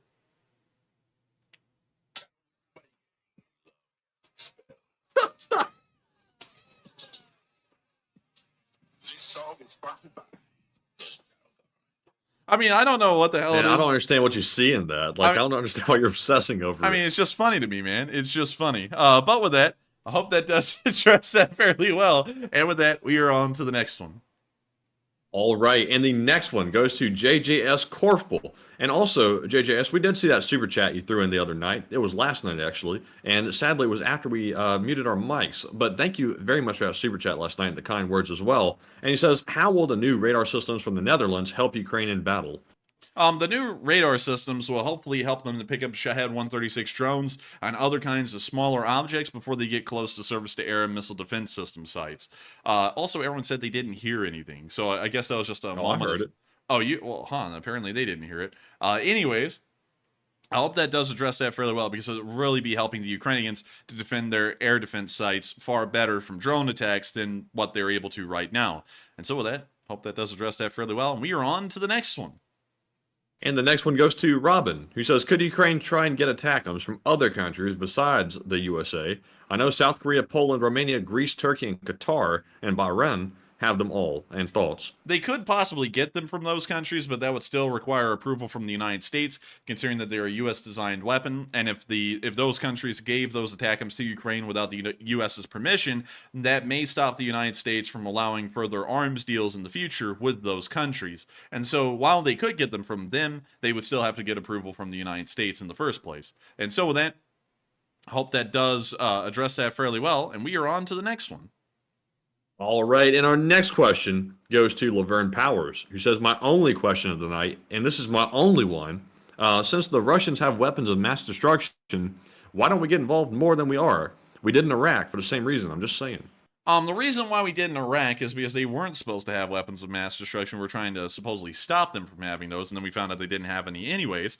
But with Russia, they are a sanctioned power by treaty to have weapons of mass destruction, so it enters kind of like a different field based off of the thoughts and ideas surrounding the Russians having nukes versus the Iraqis possibly having nukes. So with that, I hope that does address that fairly well, at least in my opinion. And with that, we are on to the next one. And the next one goes to Basso, who says, maybe the Russians loading UAZ ambulance has a patient suffering from Russophobia. What? Wait, reread that one again. I don't think they'd end up on a stretcher because of that, but they said maybe the Russians loading UAZ ambulance has a patient suffering from Russophobia. Maybe. I mean, that's an idea. Maybe he does. Who knows? But with that, I hope we addressed that one fairly well. And with that, we are on to the next one. All right. And the next one goes to Moses Zero, who says there is a lot more to negotiate than just land. There are all the civilians and soldiers that were taken, reparations for those who were killed, and the cost of rebuilding, demining, etc. And Enforcer, why would you say something like that? And can you reread that one again? Whoa, reread the line. So, and also I added the last part, by the way, I was just being funny. But he says there's a lot more to negotiate than just land. There are the civilians and soldiers that were taken, reparations for those who were killed, and the cost of rebuilding and demining, etc. That is true. But just talking about the aspect of Ukraine saying that they need to get back all their land for negotiations to begin, that was kind of like the discussion point that was being talked about. So that was kind of the main point. But you are correct. There's a lot more that would go on in negotiations than just talking about getting land back. And so with that, I hope that does address that fairly well. And thank you for pointing that out. And with that, we are on to the next one. All right, and our next one goes to Marius Venture. He says, any thoughts regarding the future recapture or return of looted cultural artifacts in Ukraine? Could this lead to other countries returning historic artifacts elsewhere? I would say possibly. It possibly could lead to that, but it's not going to lead to that for the British, because if any of y'all know, the British Museum is filled with stuff from other countries that, you know, they're like, every other country in the world is like, give it back. And then the British are like, it was a gift. And then they're like, yeah, gunpoint, give it back. So I don't think that will happen for the British Museum, which truly does have some of the most amazing museum pieces in the world. I don't think anyone can actually top what the British Museum has. I'll show y'all. We actually went there. Well, Matthew actually didn't go in. My mom and me were the only ones to go into the British Museum. I was scared to go in. I was standing there shaking with fear. I was like, I can't go in here. Man, he was quivering. Not really. Yeah, I mean, like, he was afraid. He was bad afraid. He couldn't. I was actually tired as hell, so I sat down with my dad at the front, and we didn't go in. Well, Matthew, honestly though, I think you lost sleep over this, Matthew. I think you were just absolutely shaking to bits about this.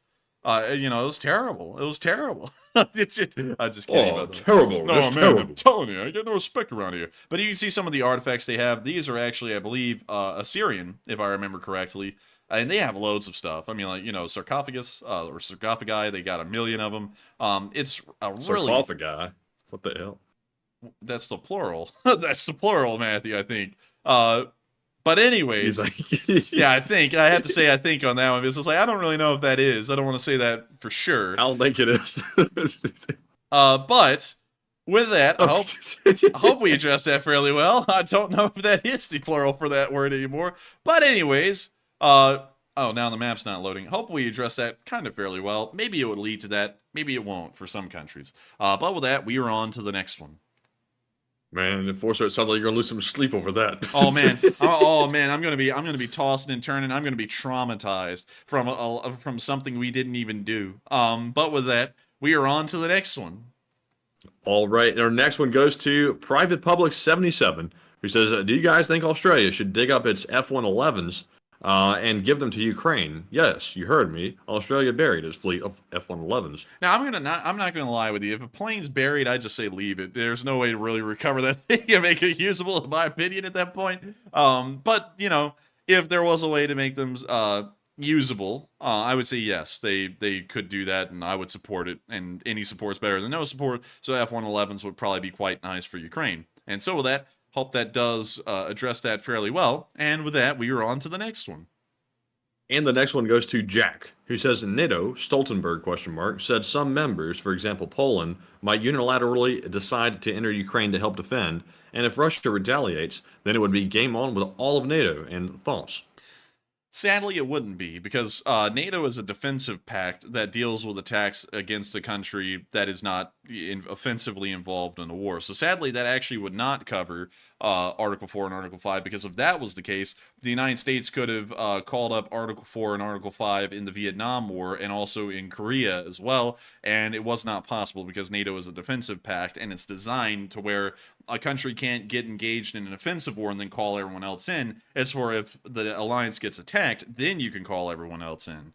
So with that, I hope that does address it fairly well. Pretty cool idea, but sadly, the NATO charter just is not geared toward that direction. And with that, we are on to the next one. And up next, we have a question from Franco Lacono, who says, Canada sending 15 Leopard tanks and other equipment to Lithuania, sign of Canada increasing its NATO contribution, or do you read more into this? It may be the case that they are increasing their contribution, because I think that's a far larger number of Leopards than they sent originally. And I don't really think there's a lot more to read into that, honestly. I think that might just be them increasing their support. And so with that, I hope that does address that fairly well. And with that, we are on to the next one. All right, and our next one is a super chat, this time from Psyops, who says, don't worry, in a few years, the British Museum will annex the world. Soon taking the world's culture won't satisfy them. P.S. Did you know that mummies are rare? Because people used to eat them. Yes, crazy. Science is actually right. People used to eat mummies. I don't know why, but there was a huge thing in the Victorian era for wealthy people to fund expeditions to Egypt to find mummies and then to bring them back to Britain to then cook them up into stuff. I don't know what was up with that, really. And people always describe the taste as not being good, and I'm like, well, duh, it's like a 2,000-year-old mummified corpse. I'm sure it would not taste that good, even if you tried to bake it into a cake. So I don't know what the hell was up with those people and doing that kind of stuff. It's just one of those weird things. Kind of like nowadays, I don't know what's up with people and kale. I mean, you know, like, you can talk about all the health benefits you want. That stuff just tastes gross. And I'm the huge sucker for vegetables, by the way. Love broccoli, love carrots, peas, all that stuff. But kale, though, I mean, how in the hell do people even say, oh, that's good? It's like you have to sugar that stuff up to the point it's diabetic to make it taste good. And then even then, it's just not that good. I got to be honest with you. But yeah, that is a weird thing that they did. And that's also why King Tut's tomb was so special. It's not because King Tut was actually an important person. He was actually one of the most unimportant pharaohs that ever lived. And that's why he became really important later on. Because nobody messed with his grave, because he was just that unimportant that people just passed it over. So the, what the hell were they called? Archaeologists, I guess we'll call them just for this point, or historians. The archaeologists or historians. Archaeologists, we'll call them that. But the archaeologists that ended up going and finding his tomb were really amazed because it hadn't even been messed with. The original rope seal around the doors had been there ever since it was closed and hadn't even been messed with. And also, Happy Dragon said, does Enforcer like Brussels sprouts? Yes, if you cook them up right, they're great. You know, so, you know, I'm a big fan of everything, even the vegetables that most people wouldn't like. But kale, no, I just can't do kale. Kale is terrible tasting. But anyways, with that, hope that does address that fairly well. And with that, we are on to the next one. And also, Enderslayer said, kale is good, it just has to be cooked right. I've had kale cooked and made in every way, either through a smoothie or either being cooked. And I've never tasted good kale. I'm not going to lie. Kale is only good if it's a small part of some other dish. It's okay then, but completely on its own or being the main part of a dish, it's terrible. I don't even know how people like that stuff. But anyways, with that, hope that does address that fairly well. And we're on to the next one. And with that, we're on to our next one, which goes to Edu Sakura, who says, with the dam blown up, do those weird Crimean beach trenches make more or any sense now? And cheers as always, and keep up the good work. They still don't make any sense because the floodwaters don't even reach down to where those trenches are. There's just no sense to those because there's no Navy or naval force that would ever land at that point in Crimea that would be sizable enough to require trenches and defensive networks that are that big. So they just don't make any sense under any circumstance, even if a Western country got involved, because I have a feeling that naval invasions would be happening elsewhere, at St. Petersburg, rather than down there. That just would make no sense. But with that, hope that does address that fairly well. And with that, we are on to the next one. And our next one goes to Al Anas, who says, Enforcer, what is your opinion on the latest play, Nice Russia, or Find Out, from the U.S. 2024 budget, where there is a proposal for about 50 ATACMS? I would say that's a very good thing to hear. I think it would be great for the Ukrainians to get ATACMS, and I would say that the support list so far seems to be pretty solid, and I think it's a necessary one to make sure that Ukraine can continue on using their Western weapons and also implementing more Western weapons into their armed forces. And so with that, I hope that does address that fairly well, and with that, we are on to the next one. And our next one goes to Brownie Mix, who says, scenario, Russia sends nukes to Belarus, Belarus takes control of them, and what, in your opinion, would you think that NATO would do to address it? And I'm just wondering, it's a good question. Well, you don't have to defend it. It is a good question. You don't have to say it's a good question. They preemptively started defending the question. Man, that is a stupid question. I'm just kidding. It's a great question, actually. I think NATO is going to respond to that. I honestly think that if it is confirmed that Belarus actually got ownership of these nukes, I think every nuclear power in the world except for Russia is going to condemn the Russians and the Belarusians for that move, because that will be violating nuclear non-proliferation treaty. So we may start to give the Belarusians incredibly heavy sanctions, and that may start a military standoff, considering that they would be an illegal possessor of nuclear weapons. And so with that, I hope that does address that fairly well, at least how I would understand NATO to respond to that based off of an international treaty. And with that, we are on to the next one. And up next, we have a super chat. This one is from Mr. Diggs once more, who puts in a $10 donation. And thank you, Mr. Diggs, very much for that support. He says, how involved was Britain in the War of 1812? Did they cause more trouble than it was worth for the states? Oh, they were very involved. I mean, they were heavily involved. They were the ones who ended up burning down the Capitol building and the White House. By the way, the Capitol building didn't look the way it did now, just in case people were wondering about that. It was, if I can zoom in, come on. It was about this size, like the central building here. And it also didn't have this dome for the time that it was burned down. And let me just go get a painting. Painting of Capitol building burning. And let me go see if I can show y'all what the Capitol building looked like then. And that's the White House, and that's the White House. Wow. The building was on fire. Bounce out. Yeah, the building was on fire. We gotta bounce out. But let's see here. This is in 240p what the Capitol building looked like after it was burned down. It was actually two separate buildings at the time. I actually got it wrong. The Capitol would get its actual dome, I think, in the 1840s. But that's what it looked like. If I could get a freaking high-resolution picture, come on. Is it that hard to get a high-resolution picture of this thing? Come on. I mean, like, really. Okay, here we go. So that's what the Capitol looked like. And the parts of the building you're seeing here are these two right here. It's this side and this wing. That's all that existed. This part in the middle would come around later, and these two wings would come around a good while later, I believe just before the Civil War or a little bit afterwards, if I remember correctly. They burnt the Capitol building down. They burnt the White House down. Most of the Battle of New Orleans and the forces that were there were largely proper British forces, or forces all the way from the United Kingdom, with a little bit of Canadian forces involved.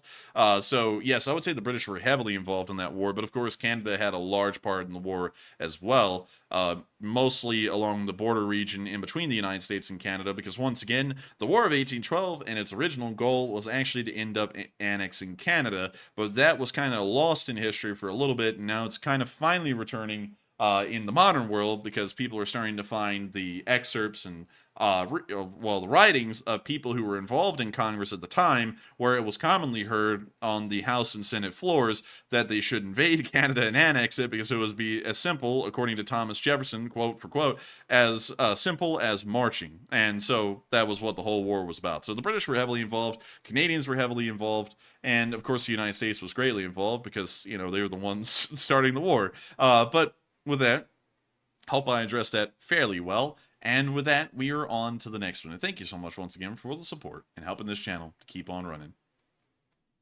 And the next one goes to Enderslayer, who says, would you eat Russian-style cabbage soup called shitchi? When saying the name, it sounds like S-H-I-T, and I learned about it from Starsky. Man, if I ate that soup, I'd be... well, I can't say... but I would not. No, it doesn't sound good, and also...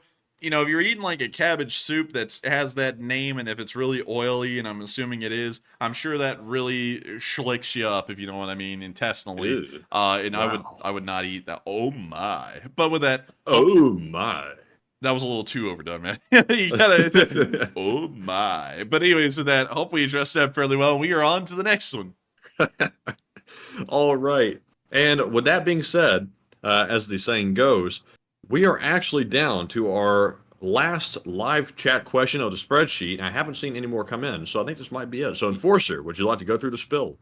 You've got to be kidding me. I can't believe it. We've got to the last one of the night. Well, you know, it's every once in a while, the stream does end a little early, I suppose. And so with that, we are This on. is the new goal, is to end it around this time, remember? Well, man, I mean, you know, it's still... It's still sad, though, because, anyways, we'll be getting on to the final one of the night. Anyways, and so with that, who is the lucky last person to throw in the lucky last question of the night? And that viewer is Franco Lacono. Once again, he says, NATO defense ministers met today to discuss first defense plans if Russia moved beyond Ukraine, and it seems that Turkey was the only non-committal member. In any thoughts?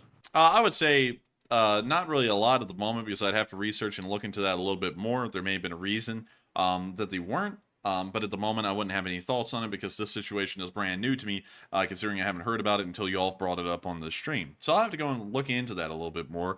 But with that, I hope that does address that fairly well. And it is the end of tonight's stream. I got to thank you all so much once again for watching tonight. It's been an absolute pleasure. And sadly, the lags ended up showing that, unfortunately, a good amount of the Lee Spring Army was kicked off. We only got up to 6,000 tonight. But hey, tomorrow will be another day. And also, Russ Rizzo just asked a question, a $5 question. He said, how do you say good night in Ukraine? If we learn one phrase each show, we'll be fluent. Day 577. Goodness. The day 577 is a good ways away. That's 99 days away right now. And also, I know that to say good night in Russian is spokojne noche, but I don't know what it would be in Ukrainian, unfortunately. So we'll have to look into that a little bit more on the next stream. But with that, thank you all once again for watching. Sadly, the entirety of the LSA didn't get to join us tonight, but I'm sure they will tomorrow because we'll be here again covering the next 24 hours of the news of the war in Ukraine. And so will then, good night, good luck, stay safe, take care, Slava Ukraini, and long live the Lee Spring Army. And good night, Slav Ukraine, and see you all tomorrow.